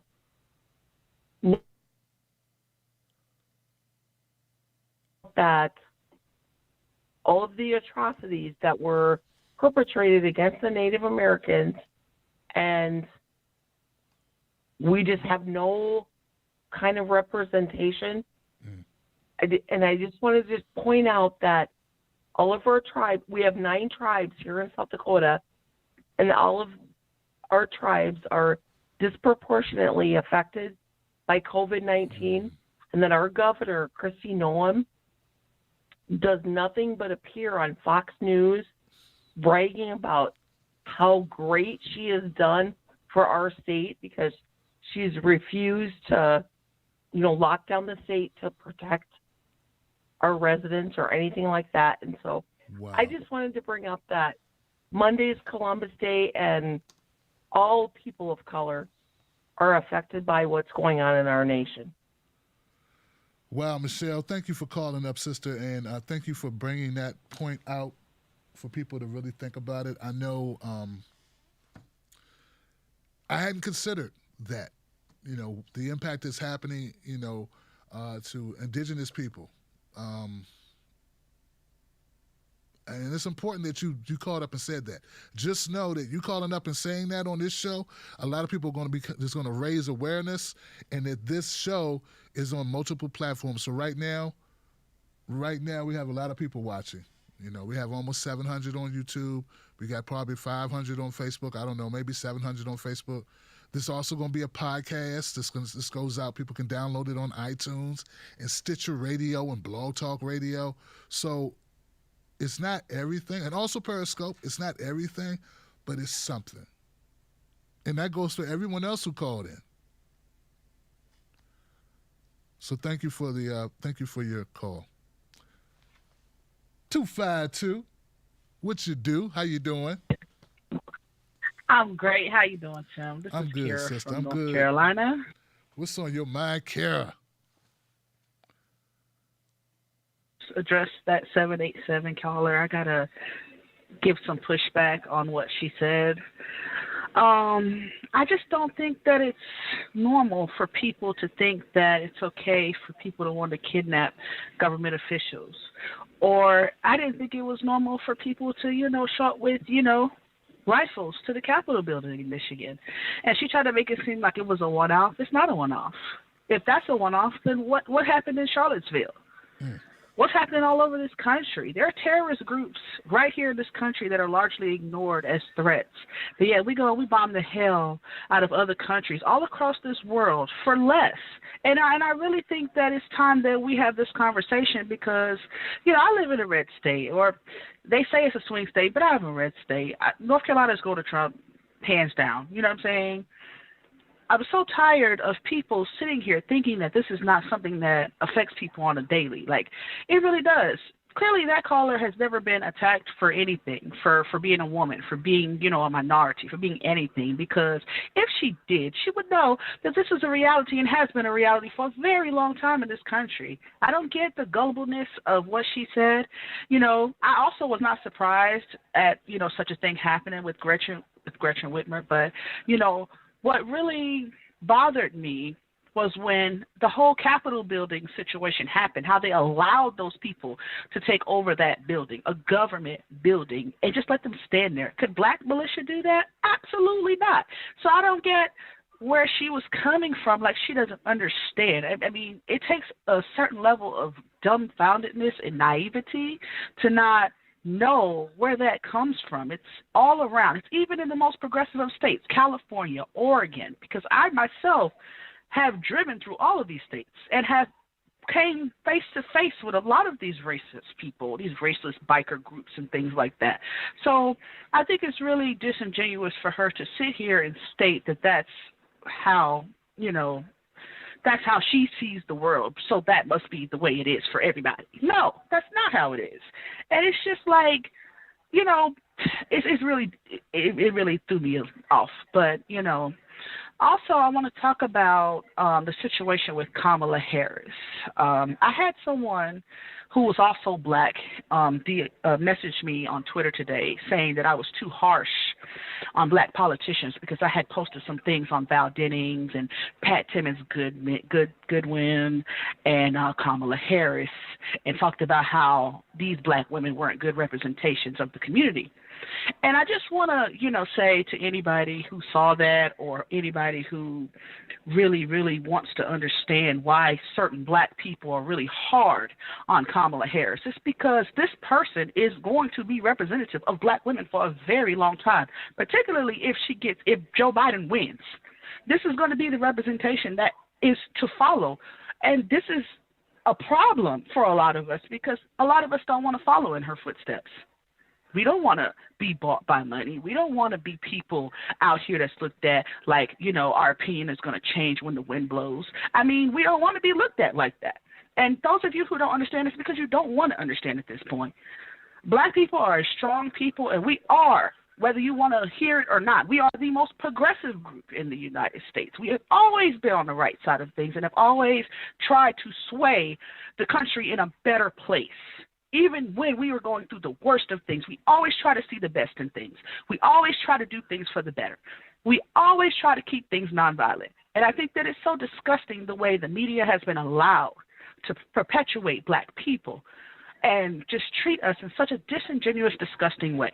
That has, in a nutshell, that's the reason why we're having a lot of problems that we're having right now. Because a lot of white people and white cops can use the I fear for my life for that very reason, because you view black people as the enemy. You view black people as overtly violent, and that's a problem. We are no different than anybody else, and we deserve to be treated like everybody else. And that is what we fight for and strive for each and every day in this chaotic country, that we have no means to leave even if we want. Not as a group have a lot of resources. We make the best do.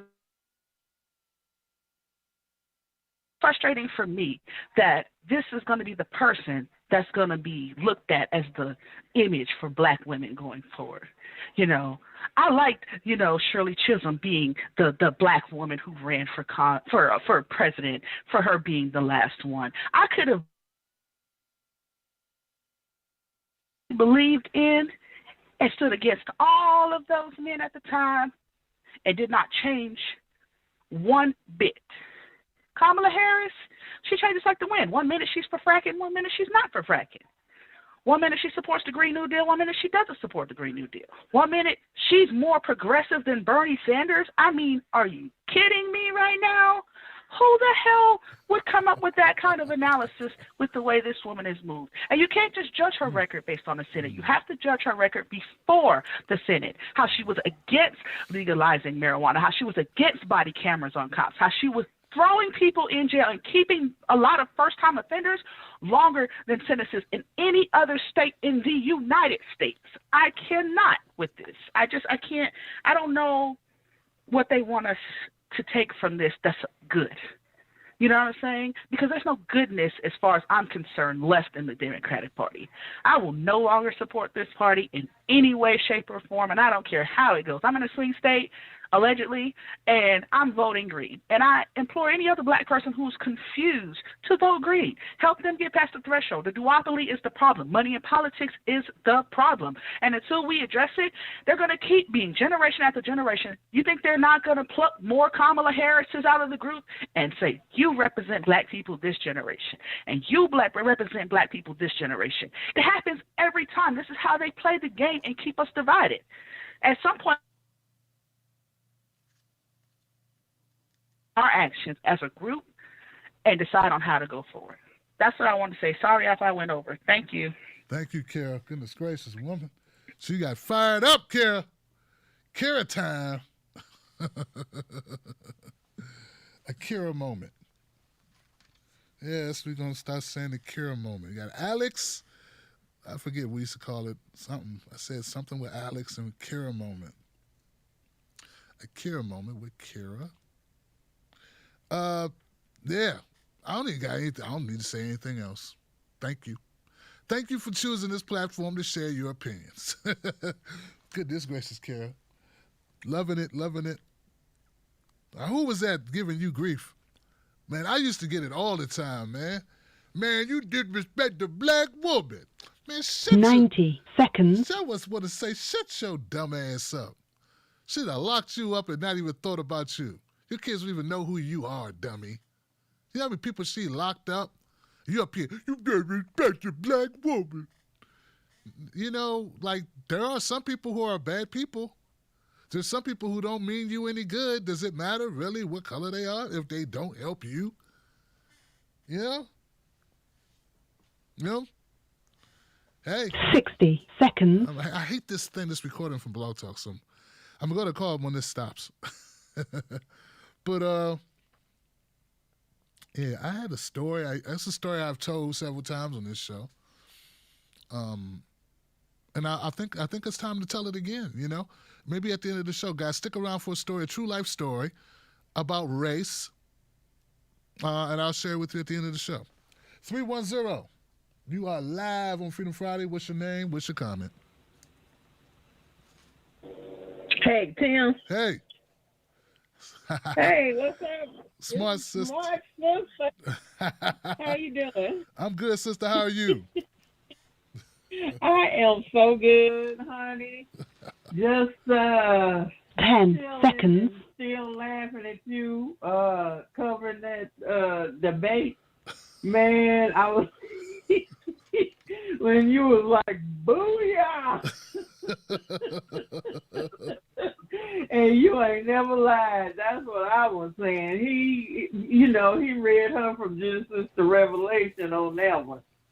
And I just cannot believe she still has no comeback when somebody challenges her record. Can you? I'm like, what? You still don't have a comeback? She can't believe anyone's asking her questions about her After record. we talking, we just don't even realize. Like she said, I am ashamed in a lot of ways. For her not going to be the last one, to run, because Shirley Chisholm was the bomb. She really was a strong sister, and Kamala, she just black-ish to me, 25%. I don't even think she'll be able to get right. Ain't quite black enough. So, let's just keep that 100. And then I also wanted to say something that a lot of people aren't talking about. I heard this brother say that they're really going to be on a mission to get more immigrants, especially like Asians, like Miss Kamala is, immigrants and other immigrants, to get them approved to come in the country, which is really going to push us and our population down even more. So, like they said, they're really going to be working to make us even more not able to be a strong enough voting bloc in the future because of all these. They said, I forgot how many it's a couple million, I believe. And I'm not talking about Latinos either. I'm talking about, Asians, Russians, everybody from everywhere else being able to be let in. And I really didn't notice that. But when you go back, you can see where they're talking about all this stuff for immigrants. So that is another plan that's in the works to try to make us irrelevant again. So I'm like, you know what? I will just be so glad when all this crap is over, because whoever wins, black folks still at the bottom of everything. Okay? So we got to get it together and come up with our plan. And I'm starting a think tank myself so we can start figuring out what's the next move on whoever wins, because ain't nobody's for us. We got to be for us. I think it was Steve Biko. He said, "Black man, you on your own," and that's the truth. So that's all I got tonight. Thank you so much again for giving me that laugh, and you have a great weekend. You do the same, smart sister. Thank you for calling in, man. She's always she said, "I don't think Kamala could get a reparations check." Oh, they're gonna talk about my sister like that. Talk about my sister like that. Boy. Hey, man, I talk about everybody, but particularly corrupt people get talked about on this show, okay? Everybody's somebody's baby. You can't get caught up in that, man. Rich lady doing very well on herself. She ain't worried about what Timberlake say on his radio show, on his little podcast. Oh, you got your little podcast? That's nice. Oh, boy. Guess I have to just go to MSNBC. That's how they look at you, That's how they looked at me at Politicon, like, oh. So who are you with? Oh, I'm with myself. You are? You mean you're independent? Oh, okay. Hi! Moved on like a mug, man. They rather hear you work at MSNBC than you a cog that can be fired tomorrow than hear that you got your own stuff. To be like, you got your own stuff? Okay.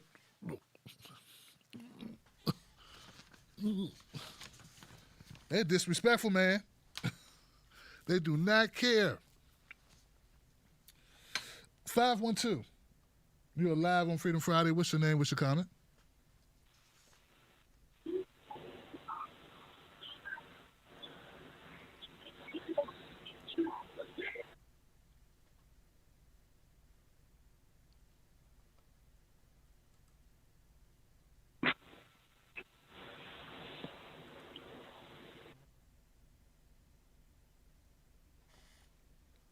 Hello? 512.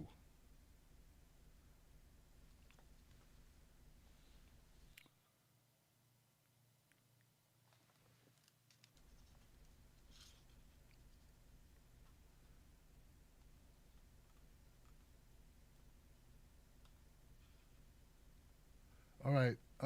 313. 313, you live? Hey. Hey, how you doing? Tim. Hello, who's this? Me in Detroit, and while we're talking on the topic of all this Michigan stuff, yeah, brother, I thought I'd chime in. And it's really ridiculous because obviously this militia stuff, and I just think that comes from the fact that we live in such an enormous country, and in the middle of the 1900s, a lot of people migrated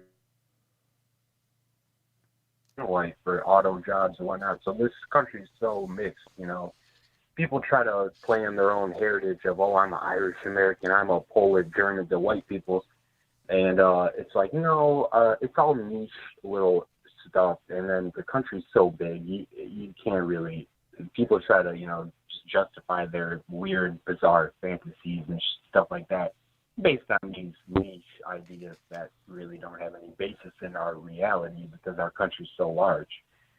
So all that being said, the funny thing is, COVID and this incident of the kidnapping has allowed this Michigan Governor Whitmer to remake herself in the image of a public health hero with her quote-unquote lockdowns, and woke hero with her kidnapping attempt.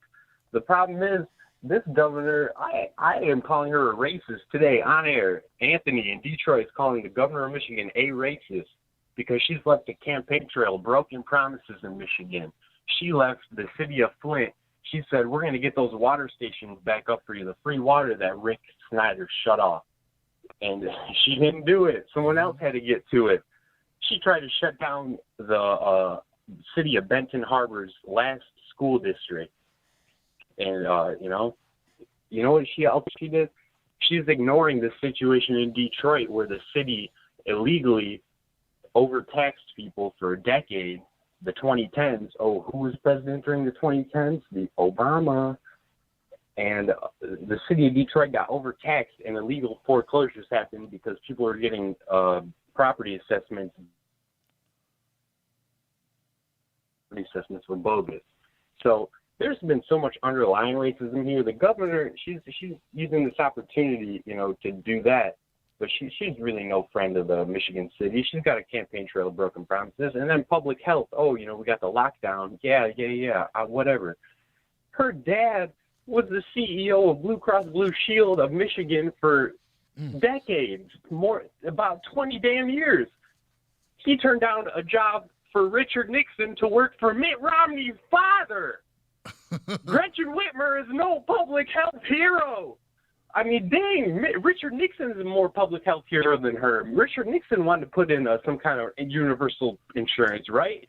Gretchen Whitmer doesn't even. So no, we can't allow this. The fact that it's not the move. The Democrat, any blue will do. It's not the move. It's Republican by another name. Okay. To city-owned land, to Amazon. He's given tax breaks to the owner of the Cleveland Cavs and Little Caesars. We got these shapeshifters will do anything. Republican, Democrat, it's a joke on us. It's time to move past it. Tim, you heard me. That's what I said, and I already voted. Fuck Howie Hawkins, but I voted for him anyway. All right. I hear you, man. Thank you for the phone call, and thank you for giving us some information about Gretchen Whitmer. Yeah, some people, man, I would probably say the same thing about no matter who it is, as far as a governor. Even that piece of garbage out there in West Virginia. That guy. What's that guy's name? Oh, that's a senator I'm talking about. But what I'm saying, any guy, I don't think it's good to kidnap anybody. But, I'm not here, I don't know anything about her policies, but the fact that Joe Biden was considering her as a running mate told me everything I needed to know. I mean, right? But I appreciate you, man. I guess, it told me enough that I had a feeling that she was not progressive at all.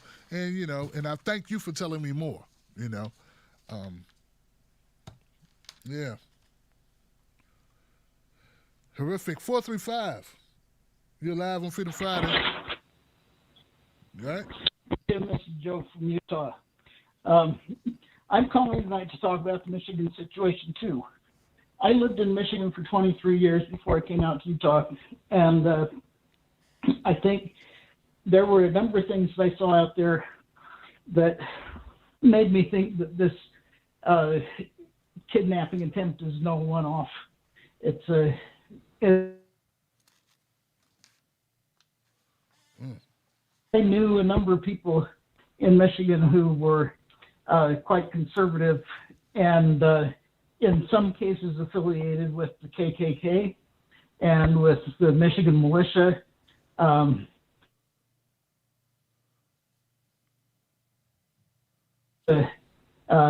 His accomplice's name, that guy was from Michigan, and he helped them acquire a lot of explosives and stuff like that, and had a huge place with a bunch of weapons, and so they were really quite well armed. And I saw that kind of stuff all the time when I was out there. The KKK actually set up its national museum in Howell, Michigan, and so I can tell you for sure this stuff is real. It's not something that people are just getting hysterical about. Right. When those guys went onto the property of the state capitol and tried to get past a certain point inside the capitol, their goal then was to kidnap the governor. The fact that they got caught is something that we all ought to be excited about and happy about. But the problem is that people like that exist, and they have those views, and they're always going to have those views, and we're not going to persuade them out of having those views. And I think that Donald Trump has made it very clear that he has no intention of stepping down at the end of this term. I hope he will, but I certainly can't guarantee it. So anyway, that's what I have for you tonight. Good program. I really appreciate you being on. Hey, thank you, Joe, for calling up and dropping some information, letting us know what's going on in Michigan, man, and what you've experienced, what you've seen there. That's important. Gosh, man, that caller who called up and said, don't be hysterical. Don't blow it all out of proportion. It's okay. It's got guns. You've just got guns, and they're trying to kidnap people and kill them, but you shouldn't be concerned with that. That's no big deal. Got a lot of real problems to worry about. We worry about militias. That caller's like, God, what did I say? Goodness gracious. Oh, won't be calling there again.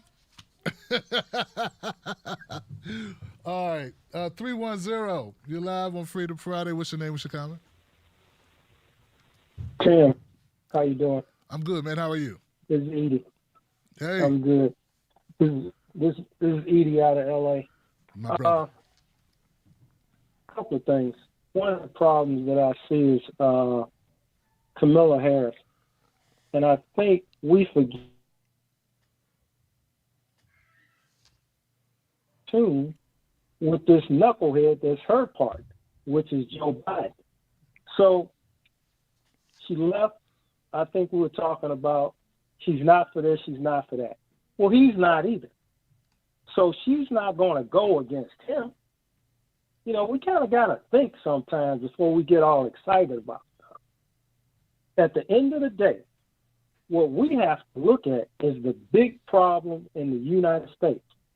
This man, 45, is trying to work against all people that have a job.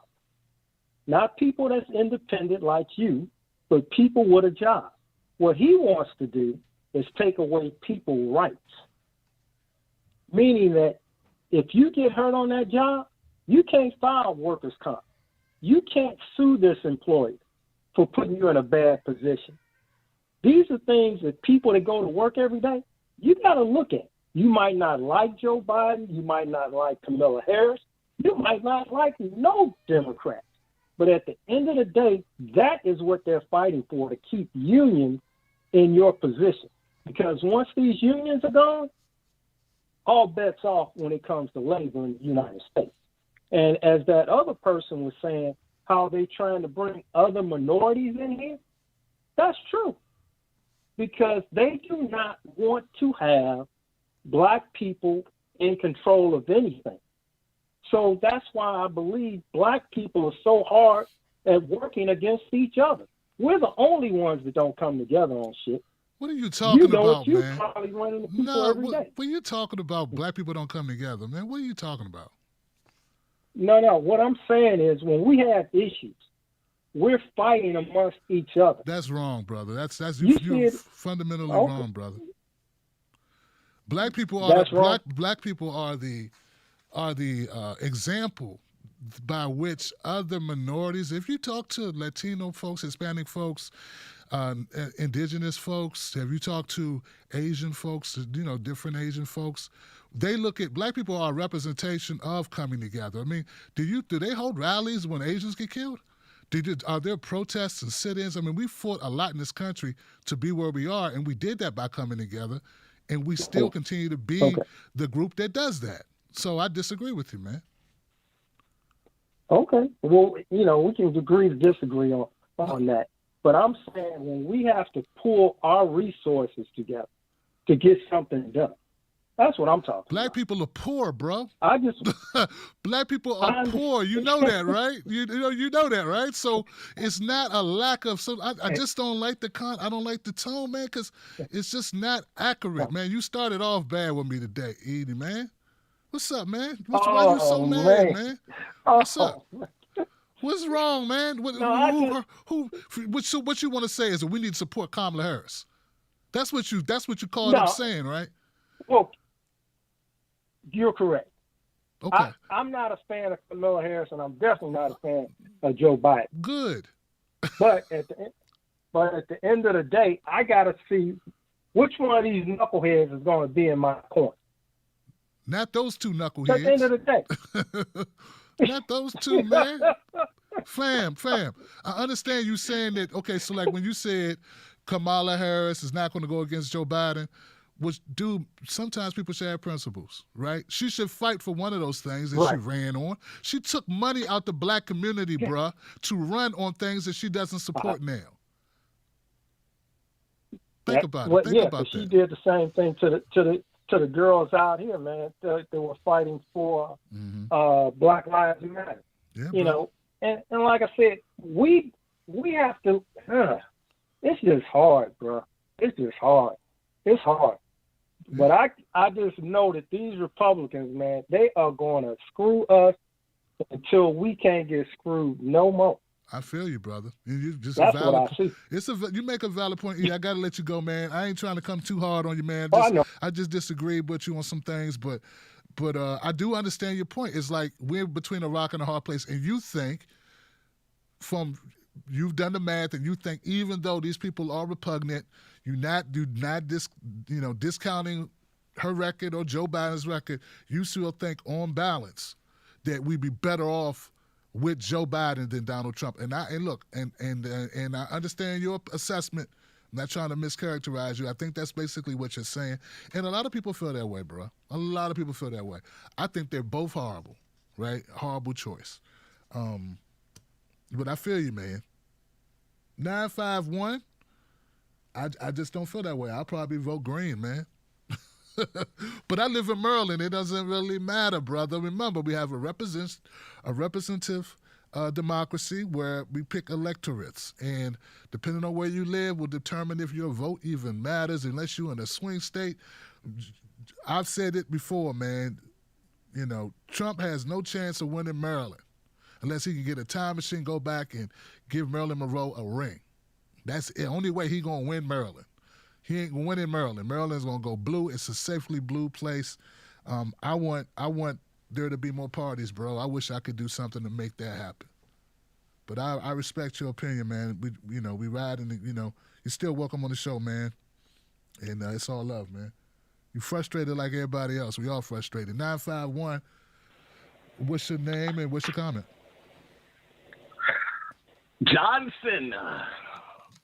How you doing, sir? What's up, Johnson? This is man. I've been waiting to say that to you for a long time listener, first time caller. This is Max Victor Don. You can call me Larry. I just got a few points to make real quick, and I'll be out of your hair. You dig me? First and foremost, I totally agree with you. You dig me, especially when it comes to this vote blue, no matter who bull stuff that's going on. Matter of fact, first, Tim, can I talk black to you? Sure, man. Yeah, please do. Okay.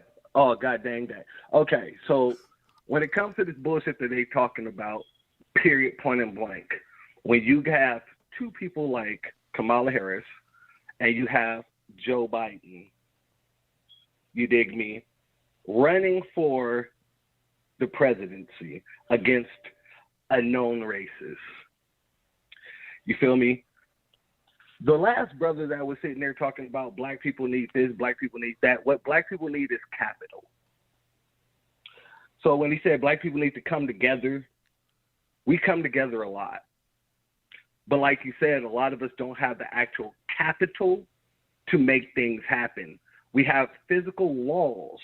We have laws on the books till this day that stops us as people of descendants of slaves from gaining capital and actually borrowing capital. These are laws that are still on the books to this day. The same type of laws that stopped us from moving in certain neighborhoods. The same type of laws that stopped us from voting. The same type of laws that has been systemic for years and years and years. So let's just throw that part away real quick. Okay. Situation, we need to stop as people saying people of color. Because the problem with that term is it is not specific to the people, I'm saying, who built this country, who actually then created most of the stuff here. It was built off the backs of people who gets no access to the things that immigrants do get. And this is not a slight towards immigrants. My mother, she's an immigrant. You dig me? My father, he was born here. He comes from a long line of the people who built this country.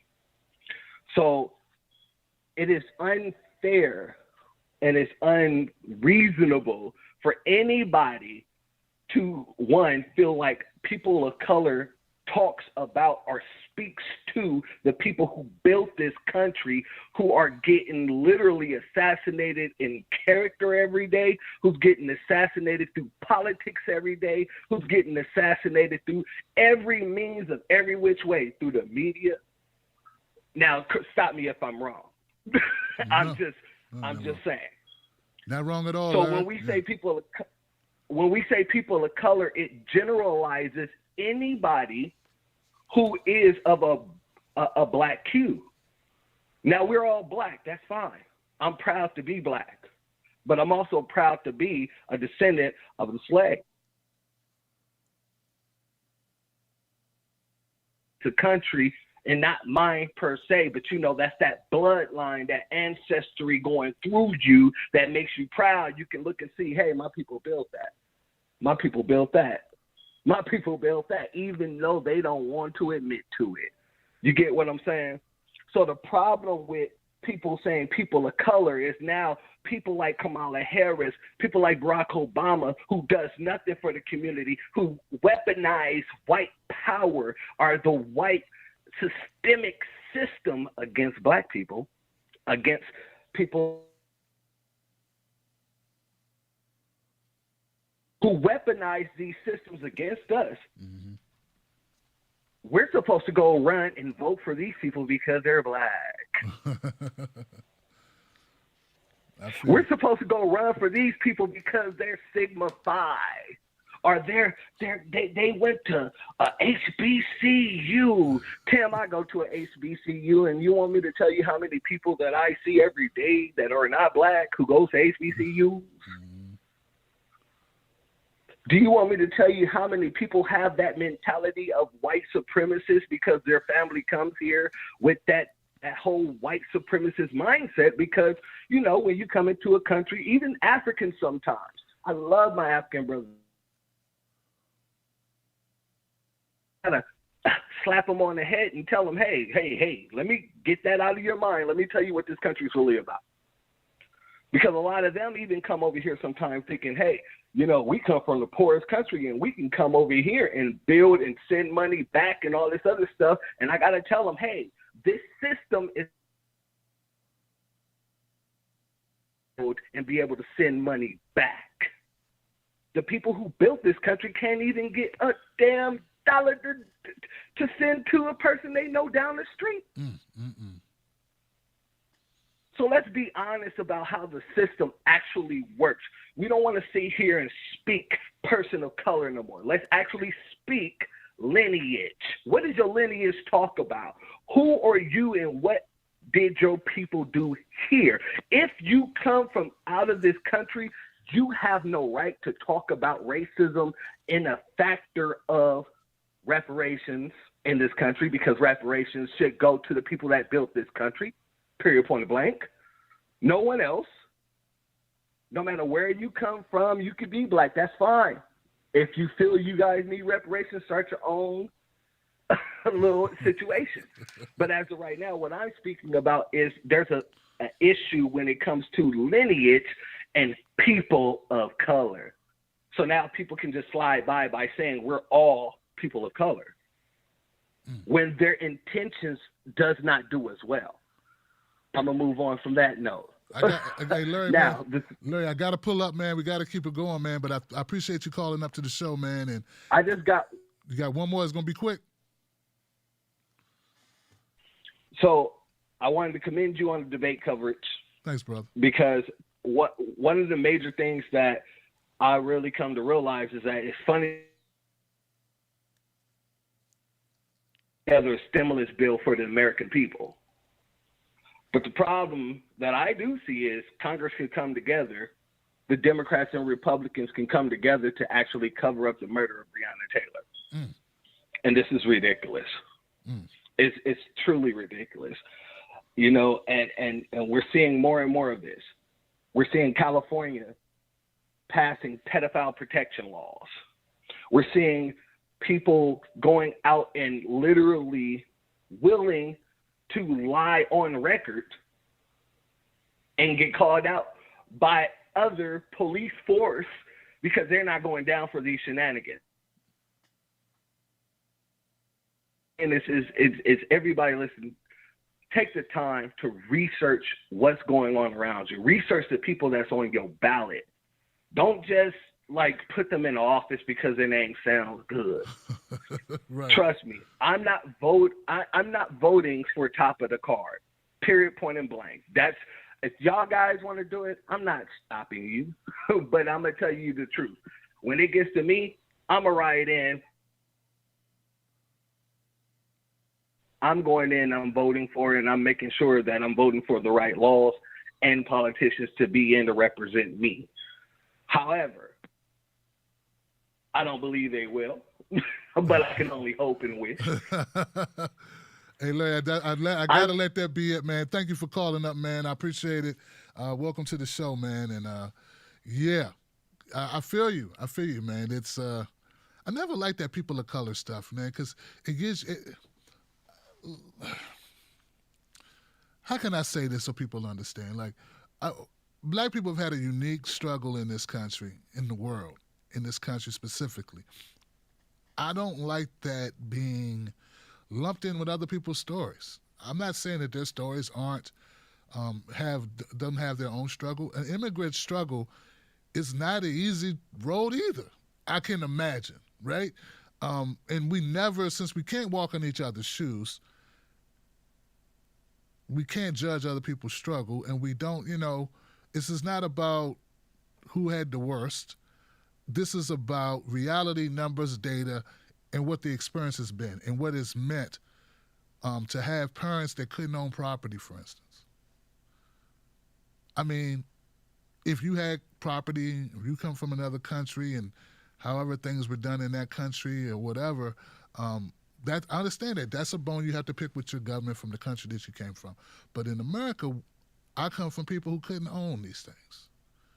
That's a unique history, in your own country to have.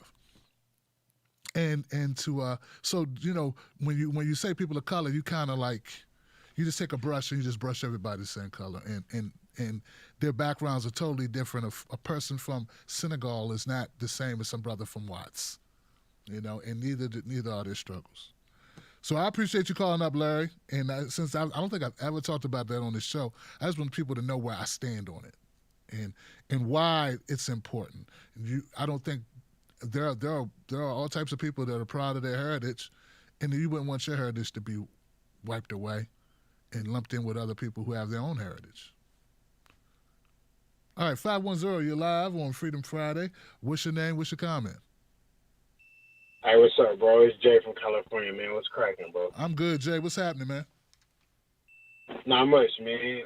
I'm just here listening on the conversation, man. Another black man calling in with a slightly different opinion. You know what I'm saying? Shout out to all the people from 310-951. You know, those are my roots down there. But I want to be careful with this conversation, bro, because if we get into this conversation, this is America, dog. We're not in South Africa. There's no color. We're all black. Kamala Harris, don't like her, can't stand her, irritates the hell out of me, bro. Right? And she probably has, coming from, I don't know if her mother's Hindu, so she probably has some of those same slants toward viewing things, but that's a different story. She's black. Okay? She's a coon, but she black. Okay? We all black, bro. I don't care if you mix. I don't care if you 1/16th Mau, bro. That's the rule. This is not South Africa. This is America. When they pull you over, the cops gonna fire, bro. They're not gonna say, oh, does he have a white parent or an Asian parent? That's nonsense, bro. We all black, bro. That's what it is. That's all it is, my dog. We all black. Who are you? Hold on, Jay. And we Jay, gotta be Jay. We gotta be very careful because look, this conversation can lead into. Listen, yeah, man. What's up, bro? Who are you talking to when you say we're all black? Are you talking to somebody? Because I don't care what color she is, so I don't know who you're talking. Is that being directed to me, or are you just speaking in general that people need not talk about? No, in general. I'm just with the last caller. Like, I'm not even hating on what he said, bro. I agree with like 99% of. Oh, he wasn't talking about Kamala. I don't think he was talking about Kamala though, bro. But what I'm saying is though, it just as Kamala has a point, but all of us in general, bro. We have to be very careful that this doesn't turn into like a nationalistic type of ideology, bro, saying only the black people that were born here. This is a diaspora. We were all brought here. I don't care if you're from Jamaica, Trinidad, Mexico, Panama. We all came on them slave ships. None of those, no, those people did all, not. We all bro, dealing with they white did supremacy. not come we from. all dealing with white supremacy What in are the you same talking aspect. about? Yeah, she may not be privy to American reparations, but she's still black. And I'm not hating, like, look, bro, come on. I've called in before, bro. You know I have no love for that lady. I have no love for Kamala Harris at all. But what I'm saying is, as a broader conversation, we cannot start dividing black people up by who their other parent is or their lineage and all this stuff. We're all here. If you're a first generation immigrant, your parents may have had some type of success. You might have gotten a gas station or you might have got a grant to come here. But when you grow up here, you're going to have that gun in your face from the police. You're going to experience that racism. We're all black Americans. We may not have all fucking come from the same lineage. We may not all have that same struggle, but that same white supremacy that had the foot on the throat here is the reason why those people came over here. Okay, I got homies from Trinidad, Jamaica, all over the place, bro. And like, I'm not even trying to like say like it's equal or it's the same thing, but we have to have a banner. It's the reason why you see LGBT people, Native people, Mexican people all rallying behind Black Lives Matter. That's because people are realizing when they come here, if you're not white, you are a nigga. Okay? I'll tell you one of the craziest things I ever seen, bro. LAX airport, there was a rally when they did the Muslim ban. There was a whole bunch of Arab people there, not one black person in sight. And you know what they were screaming at the top of their lungs? Black Lives Matter. Because for the first time, everybody is realizing that they all have the same problems. We have to be very careful how we communicate with people from different spots. They all not gonna feel our pain. But you see this younger generation, all these people, everybody is understanding that if you're not white in America, you are black. And yeah, we're not all the same history. We don't have the same struggle. Our struggle is different from the native, but it's a similar problem, bro. The same person, the same people had their foot on all our necks. Kamala Harris, bro, she is the Lord have mercy. She She has used her platform to do nothing but harm black people, and now she wants to be black. She said her favorite rapper alive was Tupac. Come on, bro. Let's be real. Not all kinfolk is skinfolk, right? But we're not going to sit here and call her not black. She's just a coon. No different than Ben Carson. No one is no saying. different than anybody else. It All right, don't matter man. All right, man. Look, hey, look. I gotta let you go, man. I gotta let you go. I gotta let you go, man. I gotta let you go. Please stop saying. Who the hell said Kamala Harris ain't black? You said that 6 times. No one here is accusing her. I'm saying she's not a good politician. She was a horrible attorney general and a horrible prosecutor. And she does not care about black people's rights or anybody's rights. Anybody's poor. No one's talking. You're the one. You're creating a straw man by keep saying, you need to stop saying Kamala ain't black. That don't have nothing to do with it. Neither was Amy Klobuchar. And I didn't support her.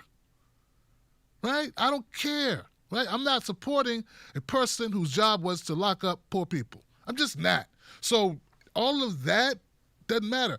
But let me say this, man. I'm not speaking for.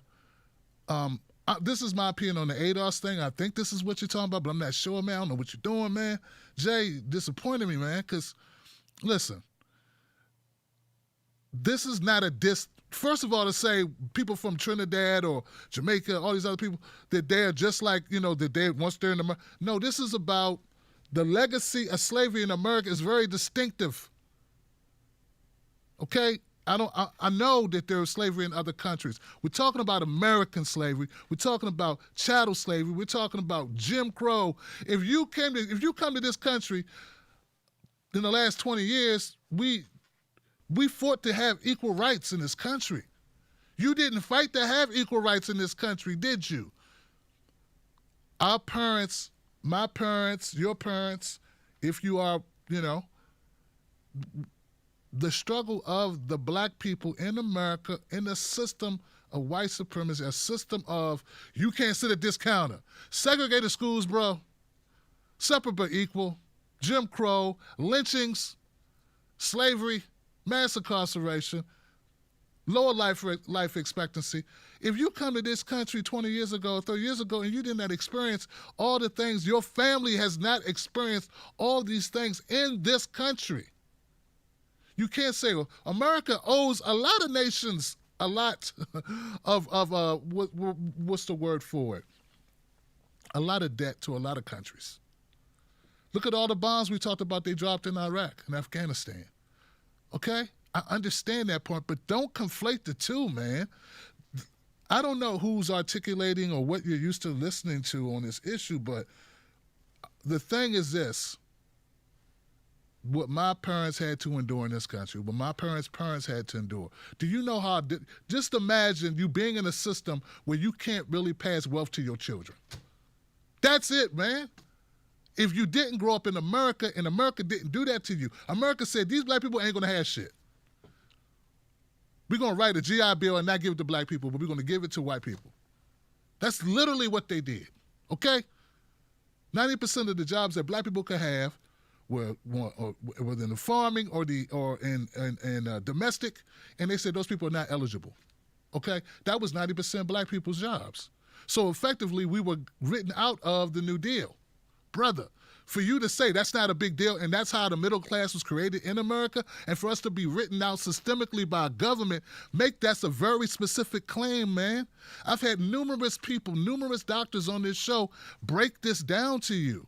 Dr. Darity was on this show. Dr. Hamilton was on this show. Breaking this down, brother. This ain't about trying to create division. This is about if somebody breaks in your house today, your house, and they rob you of everything in that house. They take everything of value in that house and your house away. You have a specific damage to your house. Now, the next door neighbor who didn't get robbed, who no one took all this stuff, shouldn't be able to say, well, I had some damage too. But you didn't get robbed. No one broke in your house. But see, what I used to live at, I had a fire there. And since you're getting money for this, does that make any sense to you? It's not about pitting people against one another. If you have a claim for a specific claim of something that was done to you by your government that was never rectified, you still have that claim. If the claim did not do that to your government, if your government did not make that infraction against you, then you don't have that claim. How is that divisive? It's just what it is. It's not like it's good. We'll probably not get reparations, but it's not like it's good that we don't get it. And it's not like it's okay to be dismissive of this. The fight continues for what they agreed to do at the Emancipation Proclamation, which was 40 acres and a mule. America said, you know what? We've enslaved these people for 400 years. We've used their free services, their free labor. We've killed them. We fed their babies to alligators. We lynched them. We beat them. We hung them if they ran. We cut off limbs off their bodies. We did medical experiments on them. Now we're going to let them free. You know what? We need to get them a start in this country. Let's give them some land. And then they changed their mind, bro. And if you don't think that is relevant, if you don't think that matters, then I don't know what to say to you, Jay. I don't know, man. Respect to your family members who are Trinidadian or whatever, but that don't have anything to do with what we're talking about. They have a claim too, and they need to deal with that claim. But this is what happened in this country, and this is what my issue is. And to say, hey, you damaged my legacy, and I want compensation for that. I want to be made whole as can be. It's never going to be whole, but we want to be made, we want this rectified. It's not to be divisive, bro. That's just what it is. I don't know how you can see that is unless this is not about rectifying. Please, man, I don't give a damn what color Kamala is. I don't care who her father is or mother is. Who gives a damn? She a neoliberal, man. She a neoliberal. Who cares? She's as bad as Hillary. She Hillary 2.0. Come on, man. All right. I'm sorry, 540. I didn't mean to put you on hold during that, but I had to get that out, man. What is wrong with my man Jay? You're live on Freedom Friday. What's your name? What's your comment, 540? My name's Benny. I'm from Virginia. Long-time listener, first-time caller. Benny from VA, man. Hey, man, good to hear from you. You're not too far from me, man. What's up, Benny? Nothing much, man. I wanted to commend you on your debate coverage the other night. I was watching it while you was covering it. That was an awesome job. Love what you did. I got a couple. The way I see it is both the Democratic Party and the Republican Party, how many years have they promised and promised and promised and promised and really never done anything? So it's like voting again for the lesser of the two evils. In one side, we got Joe Biden, creepy Joe Biden, Kamala Harris. The other corner, we got non-tax-paying Donald Trump. Okay, you see where I'm going with this? And it's like 10+ 2,000ths of who's going to win the election. It's like, to me, now would be the perfect time for the American people to stand up and say, you know what? We're not voting for neither party. We want somebody fresh. We want somebody who we know that can deliver the promises and not just make promises, but deliver the promises and uphold the promises. You know, just like they was talking about the healthcare plan and the COVID-19, plan or whatever. Neither party has a plan on healthcare. Neither party has a plan on healthcare during the Obama administration. Okay.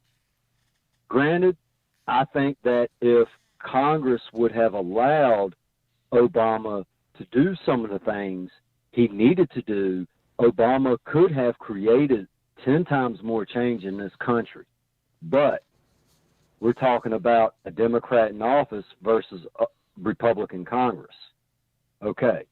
Now, with his Obamacare, even with my medical costs and my surgeries alone, I had surgery while he was in office. I spent thousands and thousands and thousands of dollars on that because why? Under his plan, for some off-the-wall reason, they wouldn't insure me or pay for my surgery due to a pre-existing condition, even though it stated that the pre-existing conditions was not going to be held against us. Right. But in all actuality, it was. And then just like Joe Biden and Kamala Harris talking about the taxes, anybody who pays over 400,000, anybody who makes under 400,000, their taxes wouldn't be raised. That is such bullshit. Think about it. If they raise taxes for people who make over 400,000 a year, not only does gas prices go up, food prices go up, healthcare prices go up, what we buy on a daily basis, all that goes up. And, with me, I'm considered just general working class. I live paycheck to paycheck, okay? So that would move me. It's either you're rich or you're just regular working class. There's no in between, okay? But I just consider myself as working class, just a blue-collar working class citizen, law-abiding citizen. Now, that would take me out of my class that I'm in, and I would be considered as the working class poor. I'm not trying to throw you off, but I just kind of wanted to give you a little bit of thoughts on it. To me, I don't think either party should be trusted.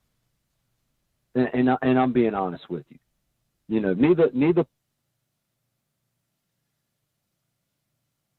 I ain't trying to hold you over.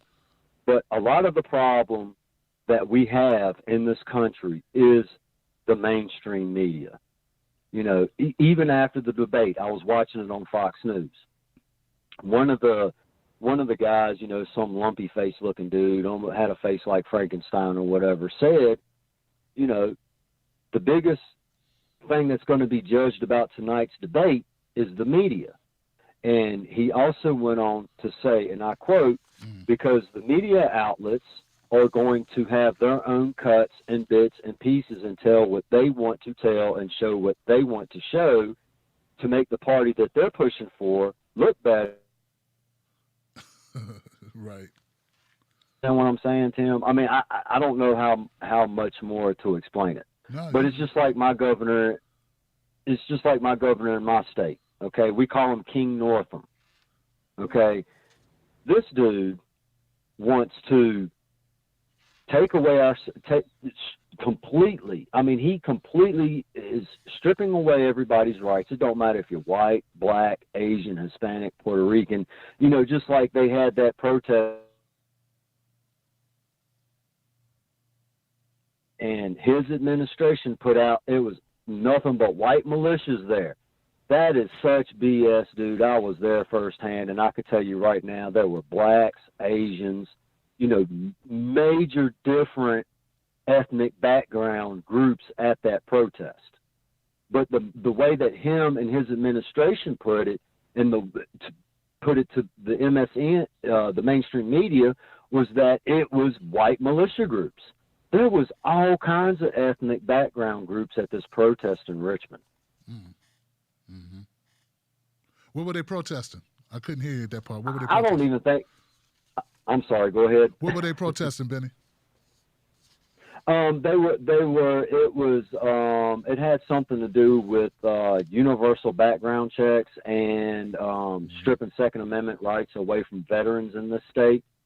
It was a big old protest. They put up gates around the Capitol to where people, they didn't want people protesting. They was trying to force people away from the Capitol, and it ended up being a peaceful protest, But, I'm thinking like this, okay? When you back people in the corner, like I said, it doesn't matter, because I'm mulatto. My kids are mixed. I'm mixed, okay? I love every race. It don't matter who you are, okay? That's just me. I've been raised that way. That's how I am. It don't matter if you're white, black, Asian, Hispanic, Puerto Rican. Now is the time for all of us to come together, get our heads right, and the Republican Party and us come together and we decide as the American people, because ultimately it should be us as Americans, all of us as Americans, to decide who is a better fit to put in our house. And what I mean by our house is the White House. That's just my thoughts on it. But I just wanted to tell you, you're doing a good job. I'm a long-time listener, big-time fan, and this is my first-time caller. My first-time caller. Hey, well, thank you, Benny, for calling up, man, and I appreciate your, sharing your voice on our network, man. It's, yeah, man. I've been saying that about the media for a while, and you'll see, and whoever that was on Fox News, they were right. You could tell who, you could tell who they support by the coverage that they give.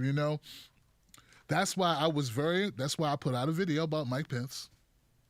Because I wanted people to know, like, I'm not a Mike Pence supporter, but this was something that people wanted because they don't know much about Mike Pence. He's so quiet, Ben. You know what I mean? That most people don't even talk about him. So I had to do a little research on him. I put out a video about him. It didn't do well. Nobody cares about Mike Pence. It may get a little bump now that they had their debate, but I've covered Kamala because she is she was running for president. She's been campaigning for over a year. So. And I knew that she felt like she was a Trojan horse that the Democratic Party was putting up, and they were all pushing behind her. I mean, she met with Hillary Clinton in the Hamptons. They gave her the nod. Obama gave her the nod. And so I covered her, man, because I don't think she's good for progressive policies that I want to see happen in this country. But I appreciate you calling up, Ben, and good call. Good call. A lot of good calls tonight. I didn't agree with all of them, but you still said what you felt, and that's what the show was about. It ain't about, do we agree with Tim? And you don't have to. Fine. But some things like strike a chord, I got to say something. I try not to, but I'm not going to refrain from commenting on calls because that's what people expect. They expect me to, hey, what's up? What's that supposed But I want to thank everybody who shared their voice tonight. I mean, that's what this show's for, and you guys never let me down voicing your opinion, whether it be politically correct or not. Thank you for doing that. Thank you for choosing to do that here. So thank you. Now I'm going to go to Super Chat and read out any comments that people made. And I appreciate you guys for doing the Super Chat tonight, man. I know it's tough out here. Welcome to somebody just joined the Wolfpack. I can't see who it is. The first person's always cut off, man. I can't stand that. Roger says, DM me, mama, DM me the mama. I need to get my outrage on. You didn't see that clip. The clip. Oh, man. Sheldon Hughes. What's up, Sheldon? Hey, what's up, Roger? Jamie, not milquetoast. He's corporate. Oh, he's corporate. Yeah, okay. See, I can't, Jamie Harrison. And I get you, man. I don't support it. We carry signs now. Thank you. Roger says, Mayor Willie Brown, who looks like the frog from Courageous Cat and Minute Mouse, who also confused Trump with Amy throwing staplers and other office supplies. Eric new watcher here, loving the show. Got to give you credit. You have more compassion and intelligence than most in the office now. Good luck and thanks. Well, thank you, Eric. I appreciate you, man. Welcome to the show, man. That's what Johnsons. All these Johnsons in my comments section. Roger, Arizona now has over 50% of voters registered independent. Yes, that's dope. I'll take it. Kelly M., my sister, smoking green and voting green here in Oregon. Oregon gets it in, man. I'm telling you. Oregon folks, they gave me a lot of stuff, man. A lot of weed, a lot of marijuana. They grew it themselves. Thomas Cruz, you give people with bad phone contact way too much time. Oh, man. Self-taught artists. Hey, people hold in the queue. You know how many people... I try to because people hold on in the queue for a very long time, Thomas. People sit on this phone. Some people sit on the phone for 45 minutes to speak. And when they get an opportunity to speak, if you've been on the hold for 45 minutes, I do my best to extend you that courtesy. I know you may not agree, Thomas. I know, man. You would run it a different way. But guess what, Thomas? Guess what? It's my show. But I appreciate you. Self-taught artists. Thank you, my friend. Anthony, the reason Michigan governor is hated is because she also abandoned her Democratic base in Flint, water stations, Benton Harbor, schools, in Detroit, illegal foreclosures. Anthony, didn't you call in? You sound like somebody who said exactly the same thing. Well, anyway, I thank you. Anthony, good super chat, man. Crypto, Mojito, thank you. Make good things. Right-wing terrorists have consistently shot up public places and targeted citizens for over a decade. They're co-opting our validation for the Civil War. Crypto Mojito says, People's Party register right away. People's Party. Cannabis Sativa, can you please clip Kira's rant? Roger Meadows, just because you look like me don't mean you gonna look out for me. Bam! Bam! Bam, bam, bam, bam, bam. And if you don't look like me, but you look out for me, I'm cool with that. That's why I can't stand why Jay kept talking about Kamala being brown. Kamala's black, Kamala's black, Kamala's black. What that got to do with it? Why we keep talking about that? Her rain dog, this sucks, but we had Trump.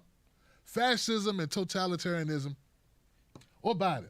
I'd argue we can fight another day. We're at a turning point. Roger Maddow, shout out to ADOS. Roger J. Black peeps aren't a monolithic group. ADOS grievance with America is different than black immigrants who came after the 60s. Peep Dr. Claude Anderson. That's what I'm trying to tell him. And it's not because we want it to be that way. It just is what it is. You ever go somewhere and there was, something happened before you got there? And you like, yeah, man, before, man, you moved over here. I've lived in some neighborhoods that were really bad or really good at one point. Let's say you moved to a neighborhood that was really bad and got better. And you're like, yeah, man, you're moving in and you're meeting people like, yeah, man. Someone's like, yeah, man, this should be, man, guy got shot down the street. When? Oh, about 5 years ago, man, For real? Yeah. That's messed up, man. I'm glad it's not like that here anymore. I would never think that the people that got shot or the other people had to experience that I would not support them getting compensated for what happened to them and their people. If I had nothing to do with it, I wouldn't even hear it. I don't understand why that is something that will make people be like off-put. You weren't here.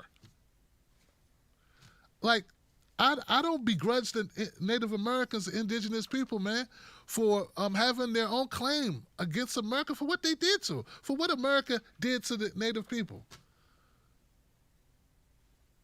Why not lump that into this? It ain't even, to me, it's not even about color. It's about, that's why I say, dude says lineage, because it's not about your color. You could be lightest, I don't know. Anyway, I'm moving on, man. I'm ranting. Who cares, Tim? You made your point, Tim. We get it. Hands you pick. Hands up, Inc. X.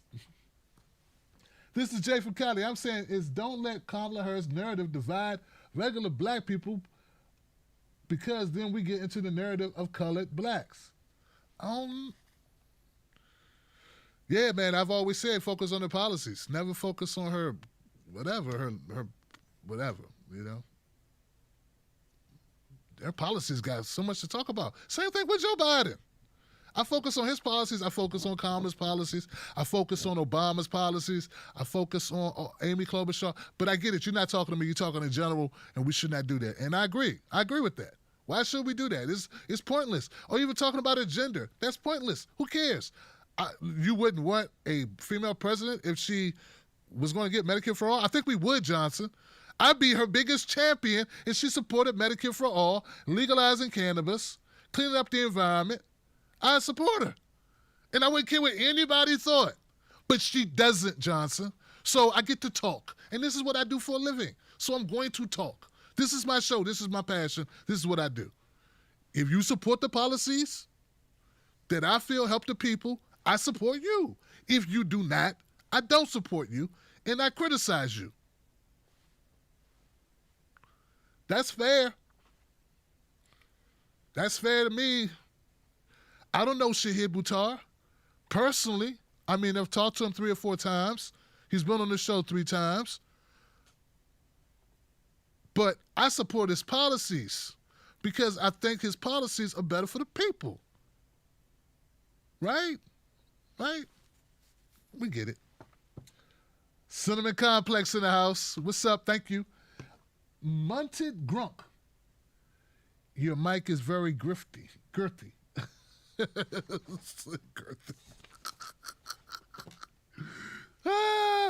Girthy.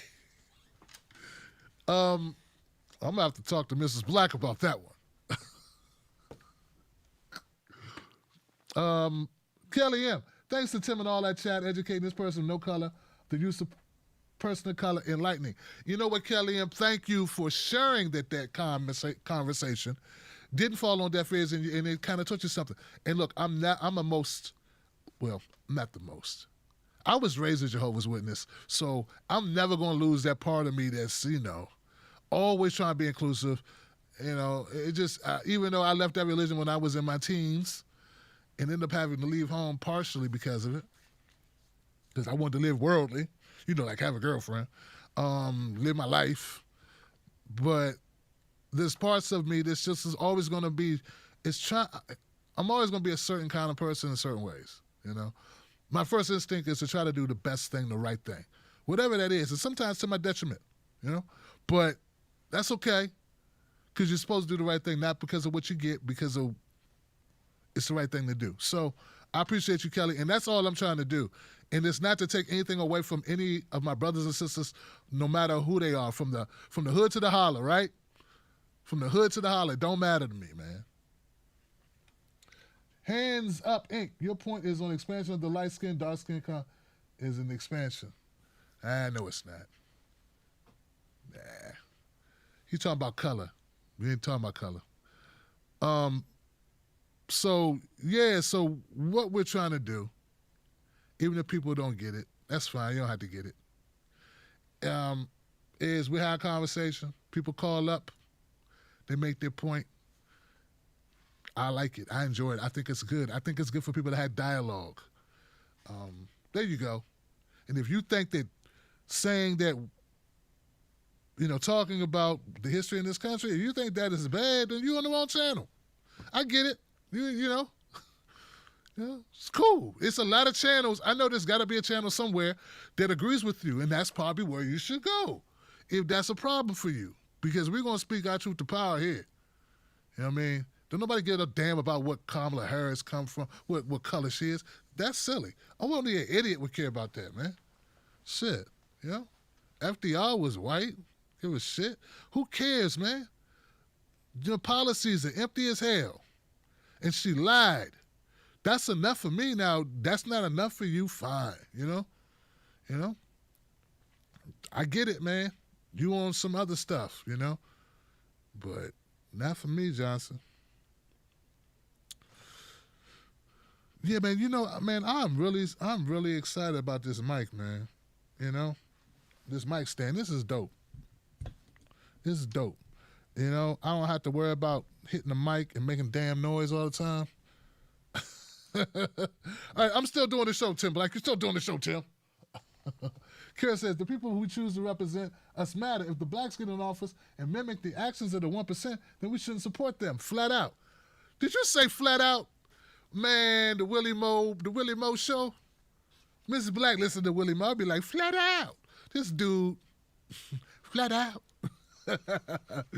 Like, man, don't nobody say that. And then Kara says it. Wait till Mrs. Black watches this. I was like, look at this. Kara said flat out. But you're right. Kara's right. What we're saying is, why should you support somebody? You shouldn't support somebody just because they're black. I hope nobody watches my show just because I'm black. I hope it's because you think I'm entertaining, you think I'm useful, you think I got good information, you like the scenery, the way we deliver, you like the format, something. But don't be just like, oh, you's black, so you know. That's it. That ain't no reason to support a show, So, and that definitely should not be a reason to vote for somebody. Nor should it be, you're not black, so I'm not voting for you. So hopefully, but these are all basics. Why are people making comments like that? I don't get it. Why do they, Kara, what's wrong with them? What is wrong with them, Kara? And you know what? We are going to make a clip out of Kara's rant. That's by popular demand, Kara. See how that is? Flat out. We're gonna make a clip out of it. Maybe one of the guys, maybe Andre, or I don't know who's the Kamali might do it. I think Kamali, he might make one. So Kamali, if you listen, man, if you get a chance. If not, I could do it if you don't have time. What else? I think that's it. I'm going to do a special video on the race story because I don't know. We've been going so long tonight. What do you think, guys? How much time we got? I don't know if I should do this. Yeah, I'll save it. I'll tell it at another time. I want to do it right, and I don't want people to use it and take it the wrong way. You know, I remember when I had Bill Duke on the show. You guys know Bill Duke, right? Great actor. Everything, Minister Society, epic, iconic role in Minister Society. Even though he was only in it for like 3 minutes, it's like he like stole the show. I feel. Of course, Predator. Of course, Car Wash. Of course, I should go down this IMDb. That's bad. I don't know his IMDb. But when Bill Duke was on the show, we talked about a lot of things, man. And colorism is a problem in the black society. You know, it really is. It's a problem in the United States. It's a problem all around the world, frankly.